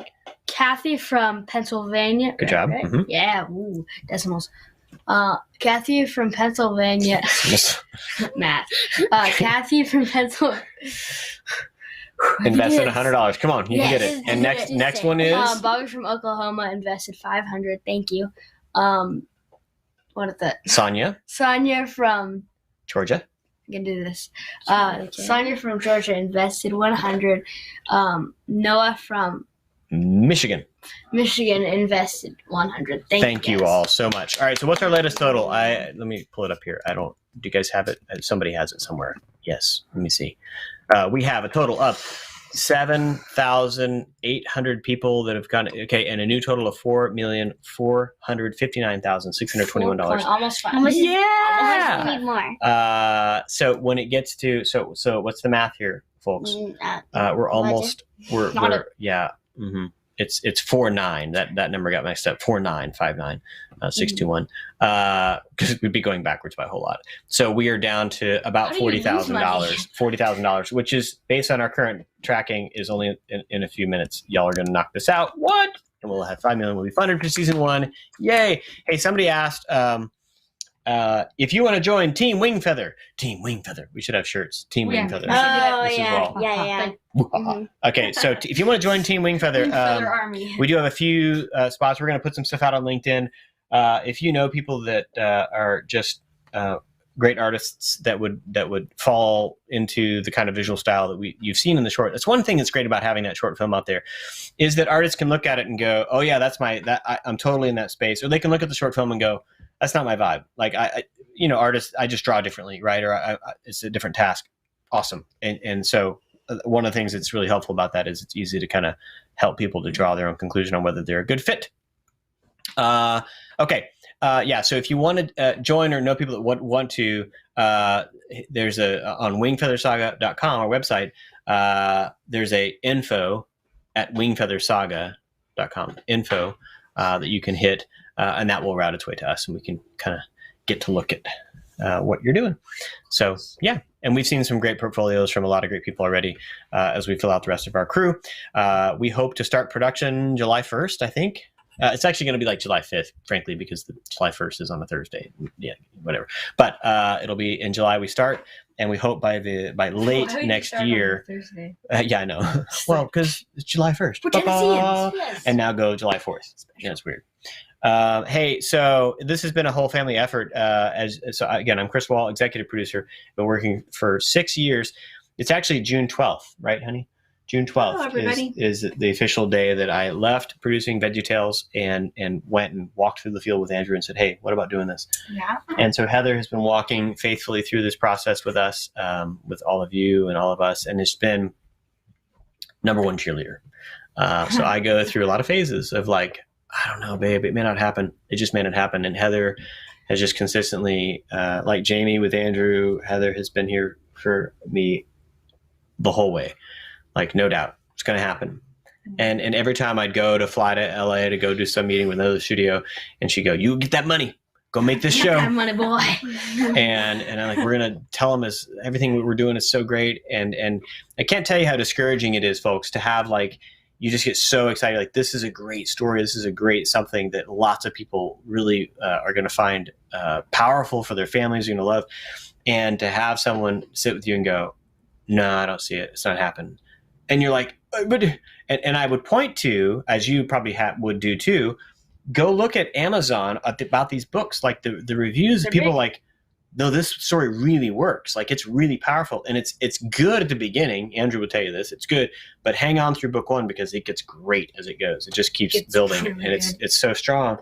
And to come away from those meetings just discouraged, like, no, they didn't see it. They don't see what we're going to do. Mm-hmm. And so I can't tell you how nerve-wracking it was 20 days ago that we sat down and Andrew and I said, hey, folks, we're going to do a thing, and it's going to require 10 to 15,000 of you to jump in with us and help us make the series, right? And maybe you'll do it with us, but maybe you won't, and we'll just put up a billboard and say, hey, we're going to make it, and nobody shows up.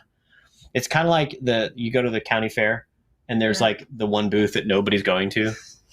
Like, we were like, maybe we'll be that booth, you know? And instead, you guys have shown up, and you have bought shares in our company, and you've helped us to bring this thing to life. And we are moments away from celebrating all the funding for season 1, which is 6 episodes of the Wingfeather Saga, and we get to go to work on it right away. Had a handful come in. Heather, you want to check your eyesight? Can you read? It's pretty small I'll do type. My best. John from Virginia invested $250. Mark from Minnesota, $500. Andrew from... Oh, I love it. Yes, Mama gets Moldova. It's not Moldova. Maryland. Massachusetts. I love how you. I know, it's easy for me. Well, I've been doing this for a few weeks. So you guys both maybe I should hang up my homeschooling towel. We're gonna all drill geography after Warren, this. North Carolina, $250. Kristen from Texas, Well, that's depressing because we did geography last Jordan year. from Florida invested $250. Peter from Arizona invested $100. Claudia from Kentucky invested $100. Nathan from Missouri invested $250. Nope, it's Missouri. And Moldova Lois is not part of the United States. Maine, and that one's not always easy to remember, That's but right. I did just now And remember once again, that's Maine invested $250, and Michelle Thank you. from Maine, $100. Thanks, everybody. Okay, Elizabeth from Virginia, $100. Connie from Pennsylvania, $100. Levi from Idaho. Hello, Idaho. $150. Jeremy from Indiana, $100. Josh from Texas invested $1,000. Thank you, Josh. Marcus from Texas, $350. These are coming in super fast now. It's a lot of activity as we close out. We're so glad to have every single one of you. Like I said, it's the most exciting thing for me is to see that number of people growing. That's super cool. Hey, Chris Pretty much Wall. everybody else is in here. Calvin, do you want to say hello? No? Maybe. Do you want to just sit Come there on. the couch? Come on. Come say hello now. Antisocial brothers. So this is Calvin. Calvin was not a voice, but Calvin is an editor. He's actually helped edit quite a few things. He's kind of figured some things out there. He's got his Meet Me in St. Louis shirt on. Crew.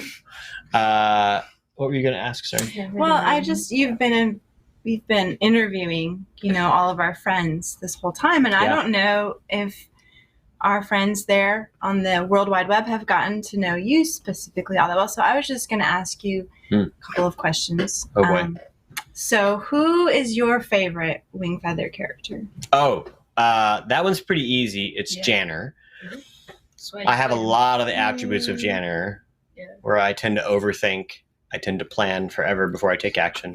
Lily, I'm going with Lily. Yeah, so I really identify with Janner. If you know his whole story, just it's so much of doing things that you don't think you're supposed to be doing, and like questioning why you're doing them, those kind of things, and then you see that the path that God has you on is exactly to do that thing, and there's just this like, oh, that was mine. I just talked about this with Brad, who's our guy from Angel Studios.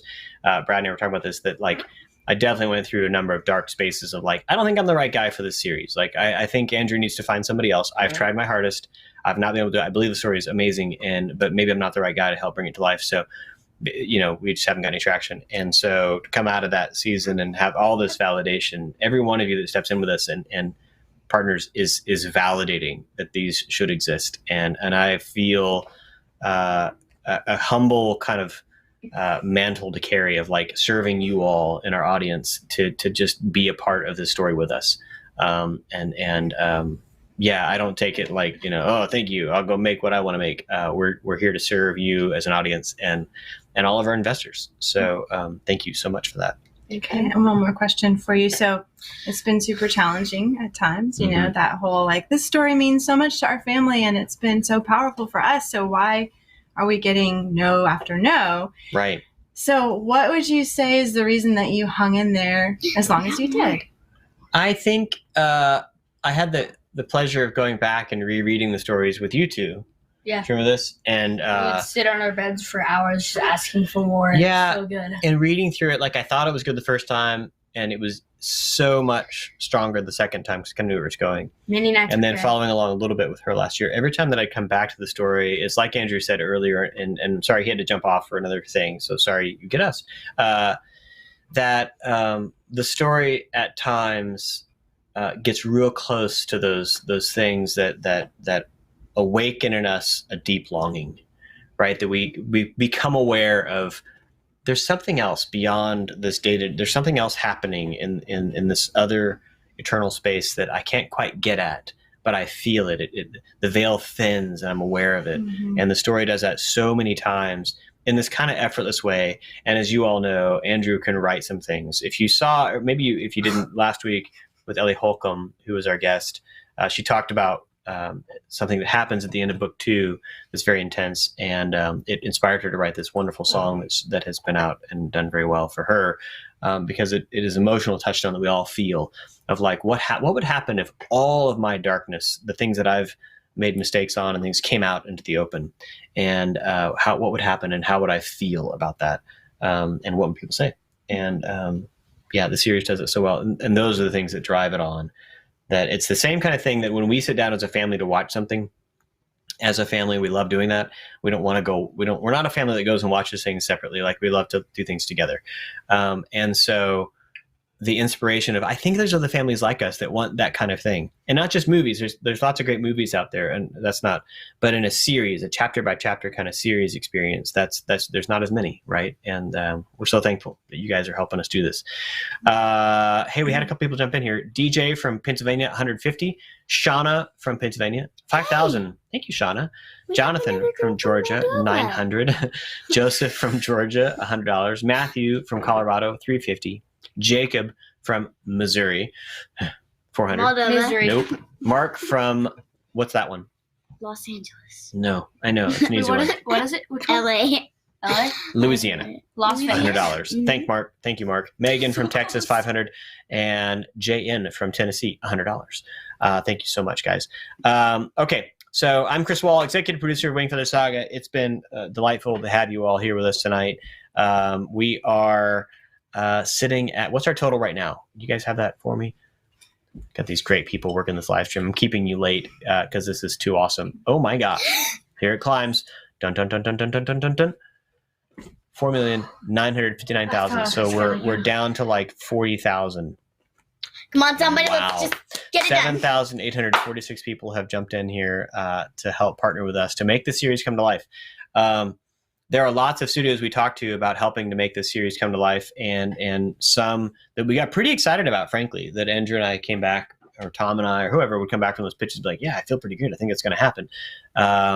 And then I'm thinking one in particular that it turned, right? It was like that would have been a bad fit. There was another movie, another thing they got involved in, and it was like, oh my, had we partnered with them, it would have been awful. And we just felt like that was, the hand of God kind of taking us carefully to say, go talk to these people. Nope, not with those folks, kind of thing. And I think I've mentioned this, Heather knows, but I talk about this a lot, that I am not that smart. So any of you who are like, oh, Chris, he must be brilliant, he was on VeggieTales and produced all this. No, I am very patient. And I go very slow and methodical. And I am absolutely a palms up curiosity guy, that I am just walking around in curiosity, like, and then what happened? And then what's this? And that's probably being a homeschool kid growing up on the plains of Colorado. Thank you, Mom and Dad. And having a lot of time on my hands to consider and be curious and think. And I carry that today. So it took a long time to discover that this was an option. That we could come back out to you guys with Angel Studios, which we're so happy. They're our, again, marketing and distribution partner, helping us to bring this series to life. To answer this question that's come up a lot in the chat, is how will we see the series? Well, it's very similar to the other series available from Angel Studios. So if you have not downloaded, may I recommend, Dry Bar Comedy. So our family loves to laugh. We love good comedy. It's hard to find comedy that isn't offensive for a family to get into, or for anybody, frankly. And they have a great slate of great comedians who are clean comics. And they have a really smart way that they got that done. But they've got comedians who are really skilled that come on to Dry Bar, and you can watch those comedy specials on there and in Dry Bar Comedy app, and it's just so great. So may I recommend go check that out. But in that, after that comes on, you're asked if you want to tip after you've had a great experience, and so you can tip and say, hey, I like this comedian, he was really fun, here's $5. Which maybe on the front end you would have been like, I'm not paying $5 to watch a guy be funny, but at the back end, after you had a good experience, no problem, right? The same thing is for The Chosen. It's another series that Angel Studios has helped distribute and market and really been integral in helping get that to life. And The Chosen is the same idea, that you can watch it for free. And if you really enjoy the show, you can pay it forward and help other people to see more of it, including helping fund future seasons. And that includes some of the merch that we'll get to make. So some of the T-shirts and some of the other things. So when you go out to The Chosen and you go buy some of their stuff, which I have some of their, it's not here at my desk, but I have like other stuff from them. It's because I love that show, and our family has loved that show, and we want to support the show. And so by buying those things, it's like I'm helping to support the show. The Wingfeather Saga is going to go out in a very similar pattern. That's kind of the Angel Studios style, is to go out and take their shows similar to, maybe you guys have played some video games like this that are free to play, and then you can make money from other ways. That's the model here, is that you get to watch a show and you get that many more people to get to see it because it's free. And then a certain portion of those are going to be the people that help support the show and make it go forward. And that's the model, and it's super cool. It's really transformative, folks. And joining with us on this is like unlike anything else that's happened. It's a whole new venture. It's a whole new idea. And it took a while to kind of get our head around how it could work, because it is so new. Because normally it's, you go pay for some content, like you go to a movie theater, you buy a ticket, you go pay for your subscription, and you watch it on some streaming service. This is not that. It's a whole different way of doing entertainment, and it's pretty groundbreaking. It's pretty revolutionary in the way that it's approaching it. And I couldn't be happier. And the technology side is there too. I think it's really important for anybody that's a part, that it has to work, right? The thing has to do its job. When you download any one of their apps, so Chosen or those, they just work. They just work. And it's so engaging. You get to really feel attached. It's been described, and I've said this in a few interviews if you've seen or heard me talking elsewhere, but it's been described quite a few times that this is not SVOD, which is subscription video on demand, where you subscribe for a monthly fee, and then whatever they feed you, it's like going to a buffet, right? Whatever they feed you is what you have because you're a subscriber, right? That's not the situation here. This is what we call CVOD, community video on demand. Communities like you guys, communities like the 7,847 people that have come together to say this should exist, right? You're part of that community that is making it exist. And it's amazing. We're so happy that you have joined with us, because we could totally have done this with a studio or a bank or a couple key investors, but instead, by coming out to you, we get to kind of share that joy together, right? We get to share the joy of making this together, which is really amazing. And then as the show comes out sometime late next year, you'll get to share it as well. So you're going to be the first people to get to see it.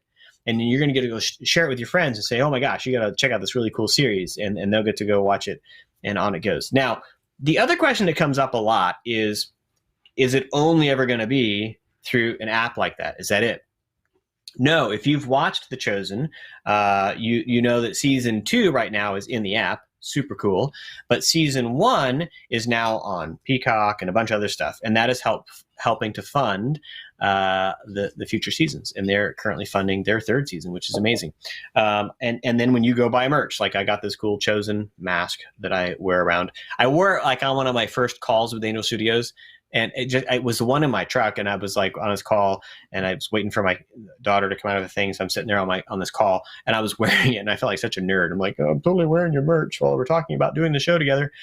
But it's the one I had. It was totally honest. That said, in this process, you guys get to be a part of making it, then being the mouthpiece to go help take it out into the world. Because the next big step is this is very different, but we actually will need you to go earn that audience, to go earn people that will actually love the show.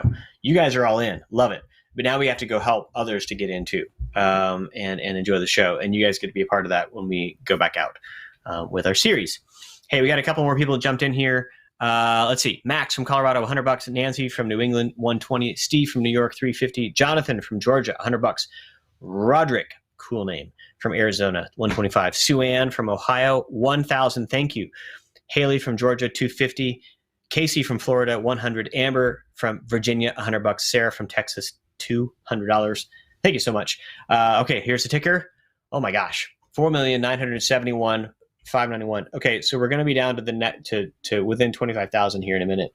If y'all can hang, I'll stay. It's no problem. I've got water to drink. I've got snacks. We can just keep going, and I can keep telling you more stuff about the series because I love telling you about what we're doing. So if it's cool with you guys, I'm just going to keep telling you about this.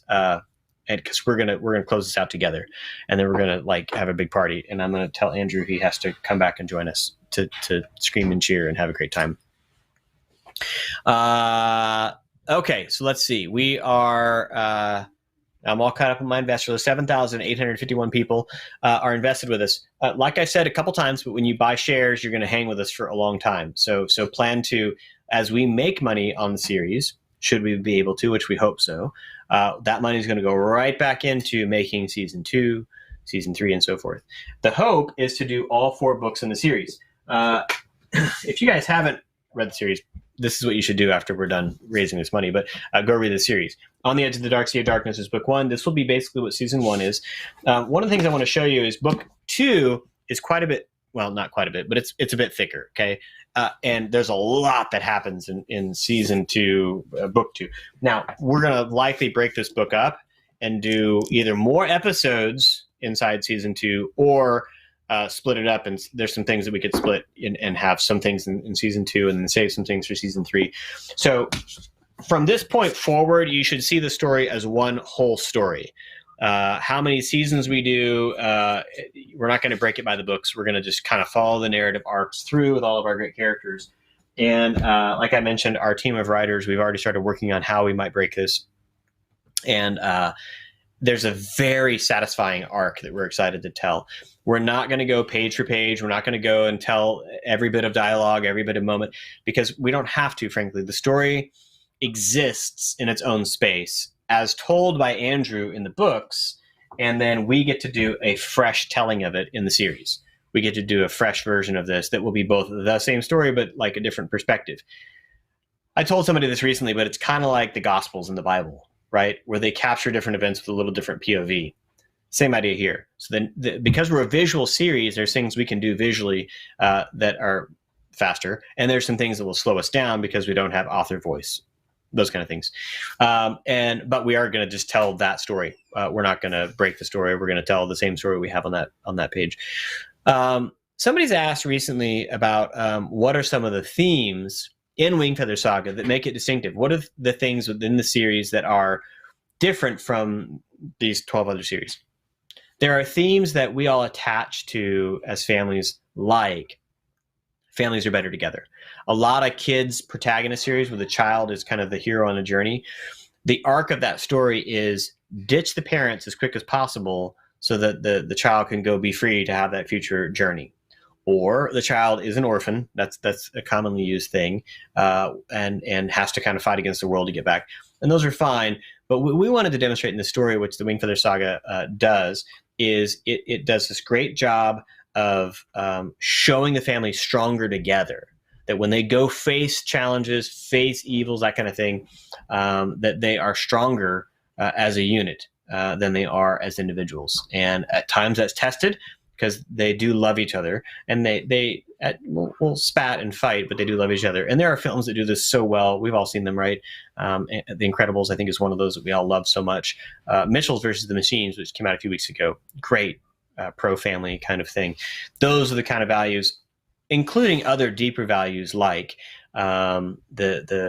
that sacrificial love is a high value, right? That love can cost something and mean something. That good will ultimately triumph over evil. That things will get very dark, but good triumphs over evil. Those are themes that we rally behind and are going to be absolutely anchored to our series. Also, that we can have fun, that we can be witty, like Princess Bride, whimsical, silly, have some good times while we're setting for some epic stakes. So that's great. All right. Got a couple people. Jenny from Texas, $500. Austin from Georgia, $100. Zoe from Georgia, $100. Austin, maybe again for $100. Richard from Texas, 4,000. Thank you so much. Hey, if you guys have a second and want to jot in a question for us to answer, I'm glad to answer any questions you have that I haven't. I feel like I've answered every question that could possibly be asked repeatedly. But if there's something that I haven't answered and you want to know about, pop it in the comments. Tag a friend if they have a question that you knew they wanted to ask, and I'm glad to answer it here as best I can. There are some things about investment and taxes that I cannot answer. It's not our space here. For those things, you want to go to the Angel support tab. So when you're on the main landing page, if you have investment questions, there's a little green help with a question mark down there. Tag that thing, and those folks are great to help answer your questions about investments, which we're going to close this out. We are so close on finishing our $5 million. We set out 20 days ago, 20. We thought it would take us 28 days. We thought it might actually go longer, like maybe we'd only do the first chunk in 28 days and weren't sure how it would go. You guys, in 20 days, we're going to finish this out here tonight. It's going to happen. My friend Brian just asked that. Are we thinking it's happening tonight? Yes, Brian, it's totally happening tonight. Yeah, but if you have questions, feel free to pop them in here, and I will do my best to answer them. One of the other questions I've heard a few times is, and this is a great question, what about the ethnic diversity of Aerwiar, this rich world with all these great characters? What about the ethnic diversity of that world? Is it going to be all white people? No, that's not true to the world at all, even in a fantasy world. So we are so excited to really see Glipwood as like a hub of really interesting people with backgrounds. Now, it's not from our world, so that wouldn't correlate to like specific places here, but we thought it'd be so interesting to explore like what people from that place that came here, maybe for Dragon Day Festival or a part of this, what their ethnicity might be. And so we're super excited about that we want to have families of all kinds of ethnic diversity here as our fans be able to see themselves in the characters that are happening on screen, right? In authentic ways. I think that sometimes that gets forced, when a story is not organically there and they go, hey, we're going to introduce this ethnic diversity. And it's like, is that real? Feels weird. Doesn't feel natural. We feel like there's some really great ways to do that. That will feel great to you guys. I'm super excited about that, actually. Somebody asked that recently, and I was just like, oh, yeah, no, we're into it. We have these great plans. So that's a good question. A couple more people popped in. Chisholm from Georgia, $400. William from Florida, $250. Richard from Texas, $1,000. Thank you, Richard. John from Washington, $500. Rachel from North Carolina, $250. Laurel from Wisconsin, $100. Brandon from California, $100. Thanks, y'all. Okay. Okay, so some questions. This is a good one. First one, will we do episode by episode or the whole season at once? Okay, here's the thing, folks. I am not a fan of the whole glut thing where you just put out the whole season at once and everybody binges it. I dislike that a great deal. It's like going to Golden Corral. Like it's just like you're getting it all at once. I don't want it. I love kind of chapter by chapter unfolding and the tension of that and what's going to happen next week. I love the water cooler discussions that happen because of that, right? And so I think you've seen a shift where for a while Netflix was kind of doing that dump thing, and now Disney's come in and started doing episode by episode. Totally want to do that. Want to make it part of your family schedule that on this night there's going to be a new episode. We're going to sit down, we're going to watch it together, and we're going to talk about it. We're going to be like, whoa, what just happened? What did we learn about those characters? So I'm a big episode by episode fan, and that's how we're going to do this. Now you can wait if you don't want to watch episode by episode. You want to wait and just catch up at the end. Totally fine. I get that. You can manage your own time. Here's another question. Oh man, I can't answer this one per se, but would we ever think about a Wingfeather Saga theme park area? Oh yeah, like Jamie would talk on and say that there would be like action figures. That's great. But for us, the idea that there'd be a world you could explore, that could really happen. Wouldn't that be amazing? Oh, new total. Oh my gosh, 4,989,066. Oh my, we are $10,000 away, basically, folks. Yikes! 7,866 people. Okay. What homeschool curriculum do we use? Great question. So I am OG homeschooler. What? In case you couldn't tell. You didn't have to laugh. So hard to No. I was one of those kids that in Colorado, my mom and dad, who are probably watching this right now, came to me and said, hey, son, we have a new educational opportunity for you. It's called homeschooling. In Colorado in 1982, I think it was. And I had just gotten to my first great school. I was so excited. And they're like, no, so we're going to do this at home now. We are. And so we did lots of curriculums, all of them. ACE, ABECA, all of them. My parents, we shopped. We did a bunch of stuff. And so we are a literature-based family. So Heather does a lot of literature-based education for our family. But lots of different curriculums kind of mixed in. So not one primarily person. Number 4 question. This is a great one. How many seasons? That's up to you. It legitimately is up to you. If the audience response is strong, we have a map where we could go for a long time, like 7 seasons. If the audience response is softer, then we could go a little shorter. Probably 5 seasons. I don't think we do 4.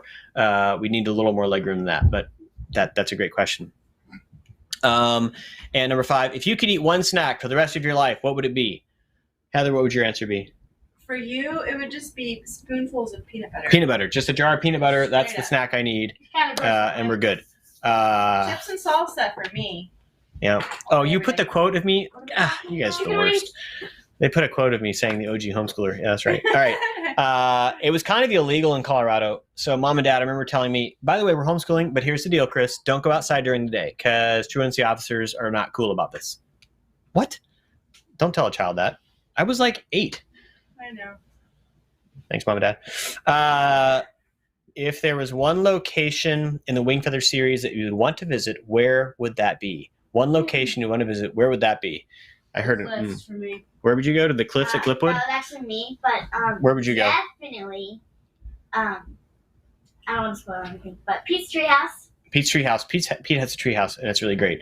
That's a great question. Yeah, for me, the ice the ice prairies are pretty fantastic. I just got back from Minnesota with our scout troop. Our venture crew went up to northern Minnesota, and I thought of the ice prairies the whole time, which is part of North or Be Eaten. The ice prairies are super intense, and we actually built Quincy huts, snow huts that we could stay in. So yeah, totally. My mind was all thinking about North or Be Eaten while we were up there on the lakes. It was amazing. That's so strange. Here's last question here for a second. How much does Angel Studios own of the series? So they're our partner in marketing and distributing the series. And so as we make revenue from that, we share in the series. Now, one of the things they told us early on, which was crazy, but and Sean Michael, thank you for asking this question. One of the things they told us early on, they said, creatively, it's your show. You just deliver your show as much as you want to make. That's so great. But we're going to help you find an audience. We're going to just do our part. That's what we're really good at. But to that end, we make it intentional that our creators that work with us always make more money than we do. So all of our deals are structured that you're the higher percentage of everything. And it's true. And it just was amazing because that's not what you experience with those studios. Like as a creator, you get a smaller percentage, they get the majority stuff. And that's not the way it is here, which is really cool. Can you believe that's real? It is. It's totally real. Okay. We are right at the end here. Okay, here's the deal. We're very close to hitting the $5 million mark. It's going to happen in the next few minutes, I think. But let me rattle off a few folks. I think this is the latest list. Sorry, I'm getting like different lists. Brittany from Georgia, $1,000. George from Washington, $150. Matthew from Utah, $1,000. Arrington from Alabama, $1,000. Thank you. Dan from Indiana, $250. Sean from New York, $350. Richard from New England, $350. Bethany from Pennsylvania, $350. Saeed from Washington, $250. Julia from Kansas, $100. Tim from Alabama, $100. Jordan from Indiana, $500.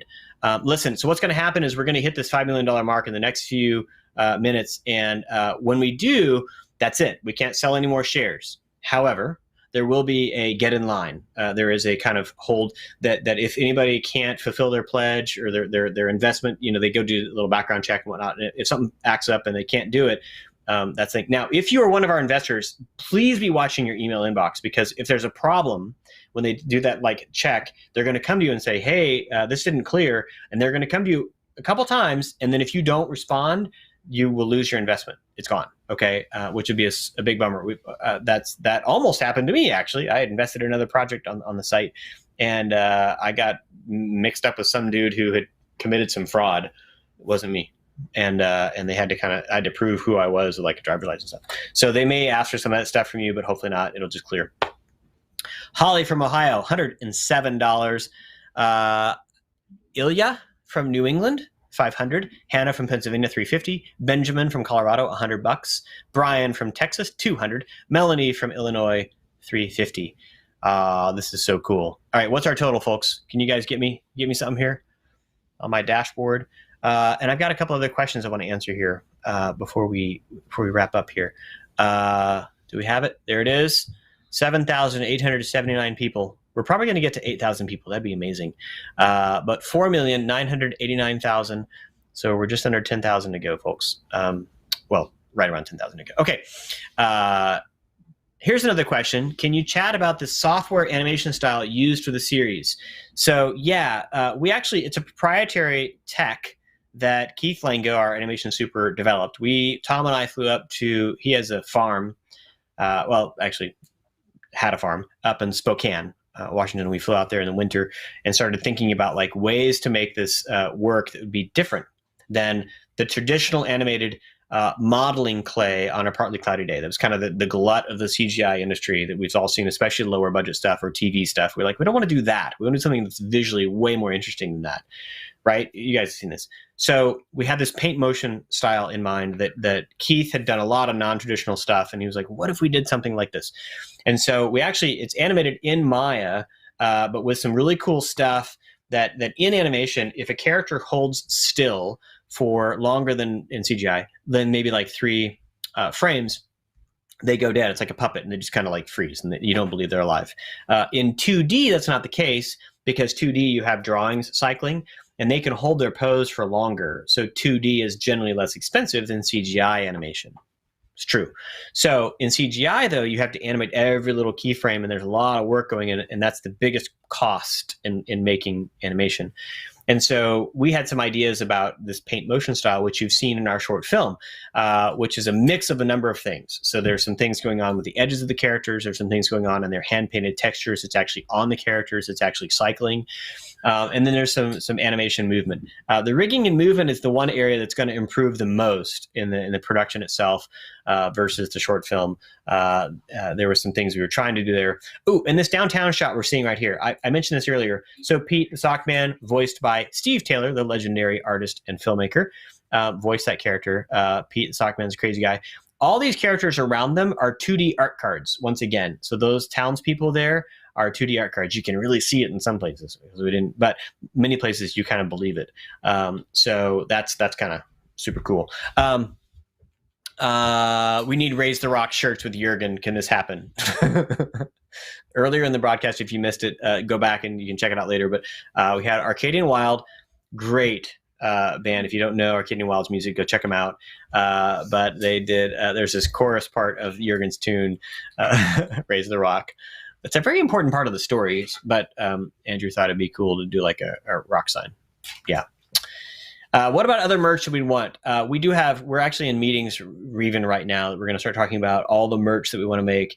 Merchandise. Merch is the term, but merchandise. Cool stuff that fans can engage in. And I want you to hear from me right now as executive producer and CEO of our company that it is our intent to only make stuff that serves your family, that's actually really cool, and ways to engage in the story and kind of play with your imagination, do things like that. There are lots of ways we could make things that would be monetarily successful, but may not serve your family. And I want you to hear from me that we're going to make stuff that will serve your family and will be intentional. And we learned that in our time with VeggieTales, that was really important to honor that. And it's something I carry closely. What's the process for deciding what parts of the book get left out? So the process is deciding what your narrative arcs are. So you think about this character starts here, has this struggle, overcomes this, and lands here. And then there's a B character. This character had to, and you kind of work out all your character threads. And then you can only pay attention to as much as you can pay attention to. And so you decide this is the most important thing. This is the second one. And then there's a place where there's other stuff that we just can't get to. It's going to create too much fuss. And it's like an orchestrator going through and saying, I love what's happening here, but that's distracting me from what's happening over here. And you just start to cull that down. So it's organic in deciding what gets left out, but it's more about what gets focused on to really carry us through. Okay, so good question though. How can we audition for the show? We hope to do a casting call later. We'll put that out on our socials and on our website later, so pay attention to that. The show has not been cast yet. It is open. Another question that comes up a lot. Yes, episode 1 of the series will replace the short film pilot that we made. That was kind of to proof of concept, kind of get us out there in the world, but it will be replaced by episode 1 of the series that is 6 episodes long. Is the plan for Arcadian Wild and Kurt to do the music for the series as well? Yes, we want to do more music with them. We also want to welcome other artists. So we're likely going to have a fun expansion on that. Arcadian got some things going for us, and we're likely going to work with other artists as well. So that's all I can say about that for right now. But we love Kurt, and he is kind of an anchor and a rock, but we'll put that down. Okay, let me see. I think we're getting very close to our last. I want to read off a number of names, but I'm going to call Andrew right now and see if he can't pop on and join us, because I think we're going to be hitting 5 here, and I don't want him to miss it. And I don't even know if he knows I'm still talking to you all. He might not know. Oh, I went to voicemail. Dadgummit. Okay. Heather, can you try to call Jamie and see if she can, if we can pull him away from his thing? Kids are wondering what your favorite creature in Wingfeather is. What's the favorite creature? Ooh, what's the favorite creature? Did you go? Yeah, flabbits for me. Hello, Carolyn Vogel. And what's you, Charlotte? Big Nugget. Yeah. I was thinking one has like a... Big Nugget. So come over here. Nugget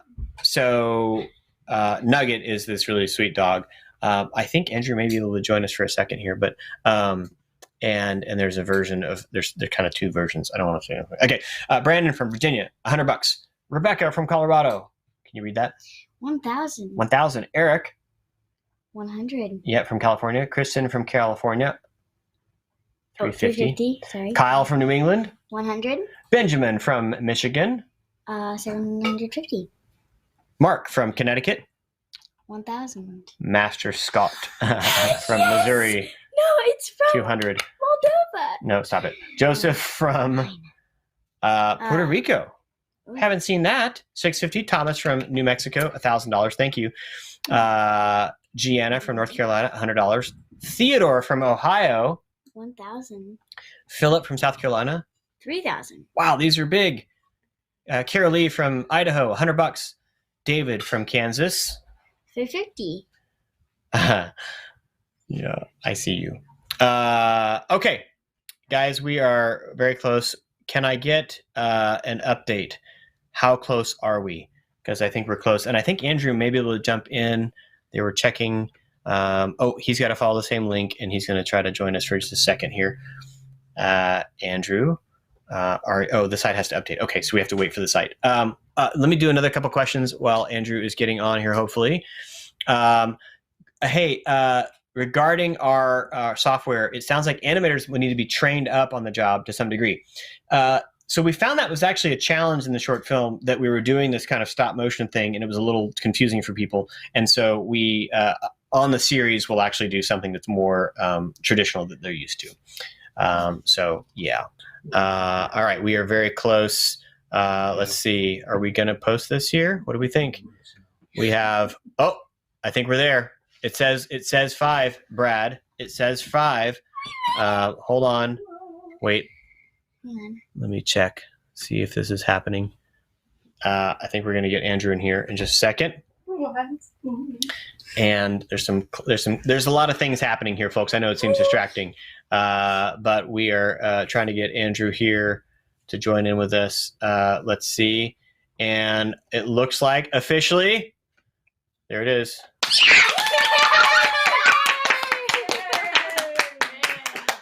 With 7,890 people. So close to it. Wow. Very close. That's amazing. Yeah. Okay, so we're here with our family. Thank you so much, you all. $5 million invested in 20 days. You guys have sent a message. And I want to be clear, like, I'm so excited for Wingfeather Saga series to exist. We're going to go forward. We're going to make some great stuff together. But what this means for other stories like this, you're opening doors for other stories like this to exist. That's for sure. Do you understand that? I don't know how to make that clear.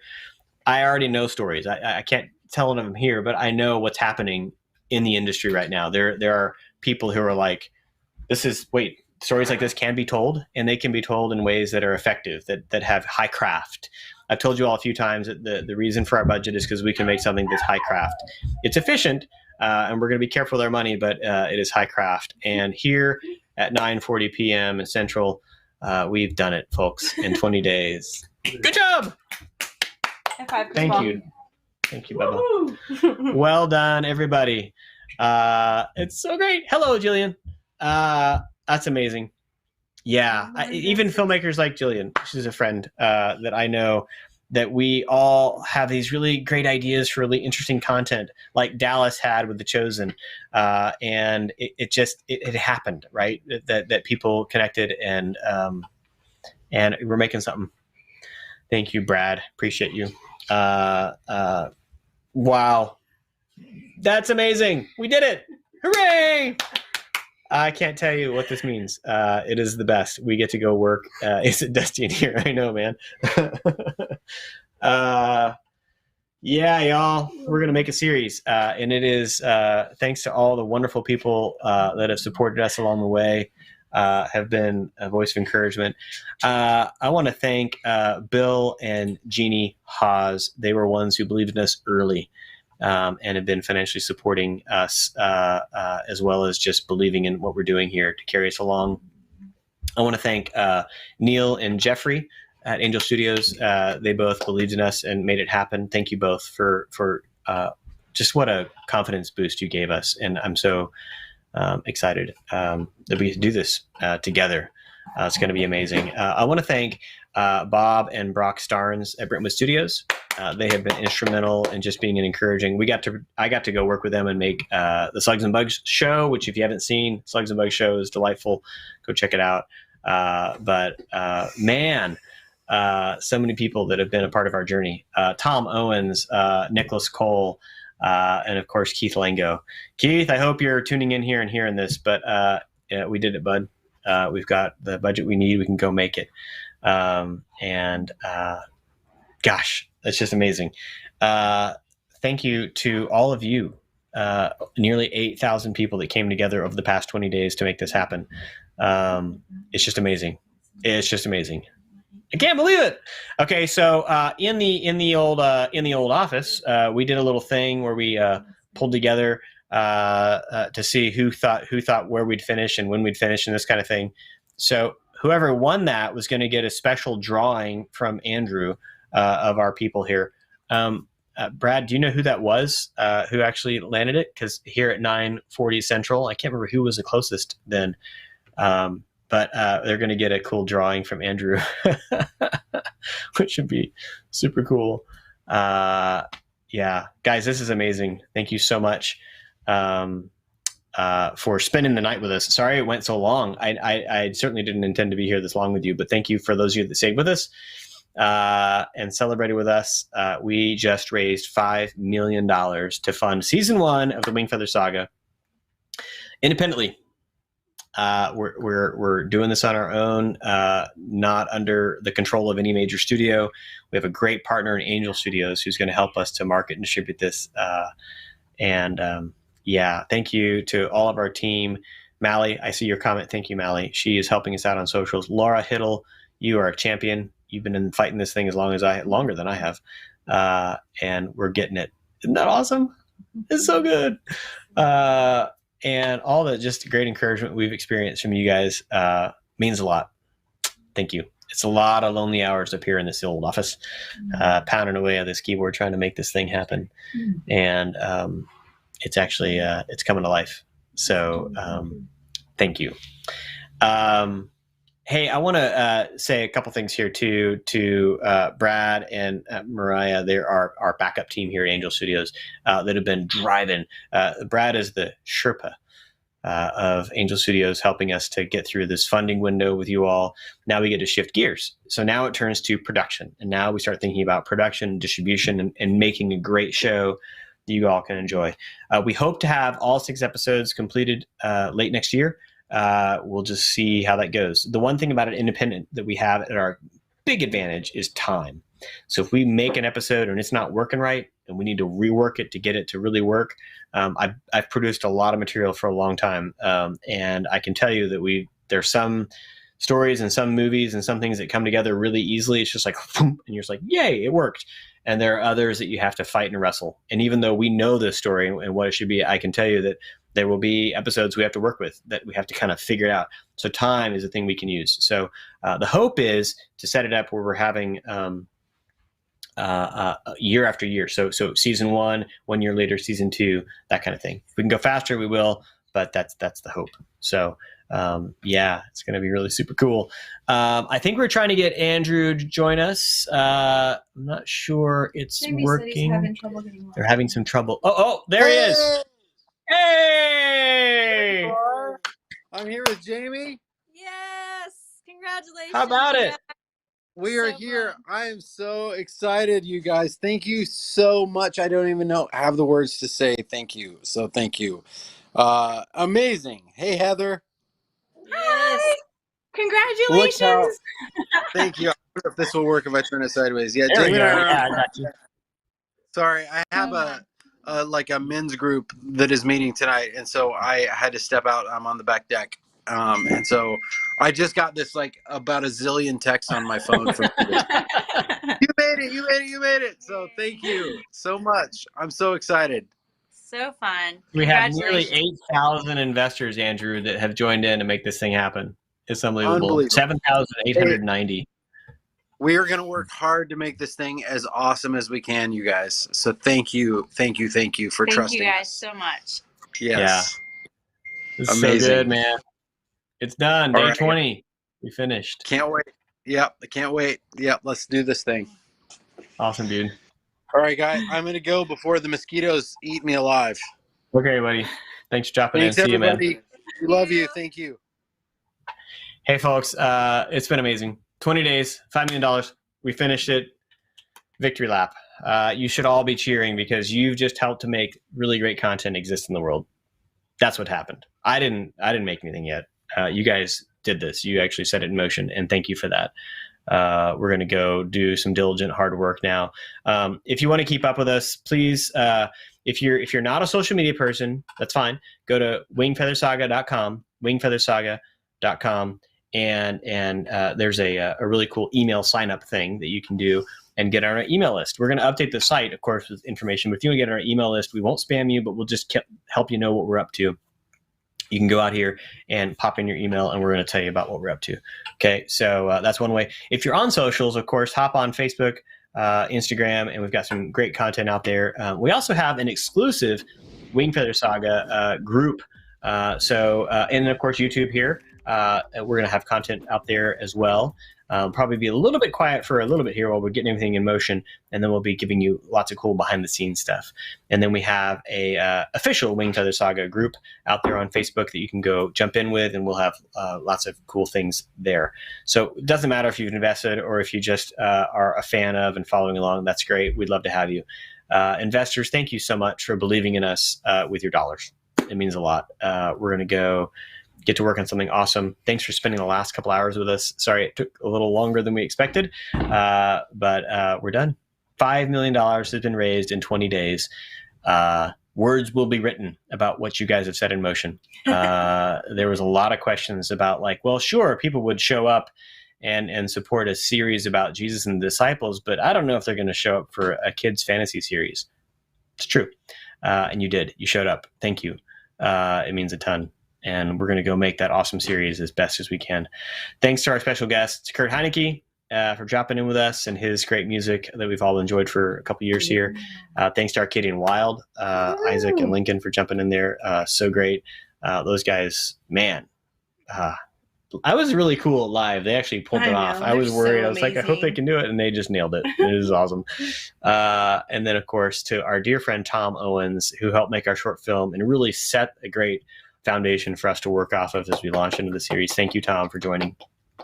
And for our previous guests, Russell Moore, Ellie Holcomb, of course, Nicholas Cole, and Keith Lango, all these folks that have joined us to celebrate.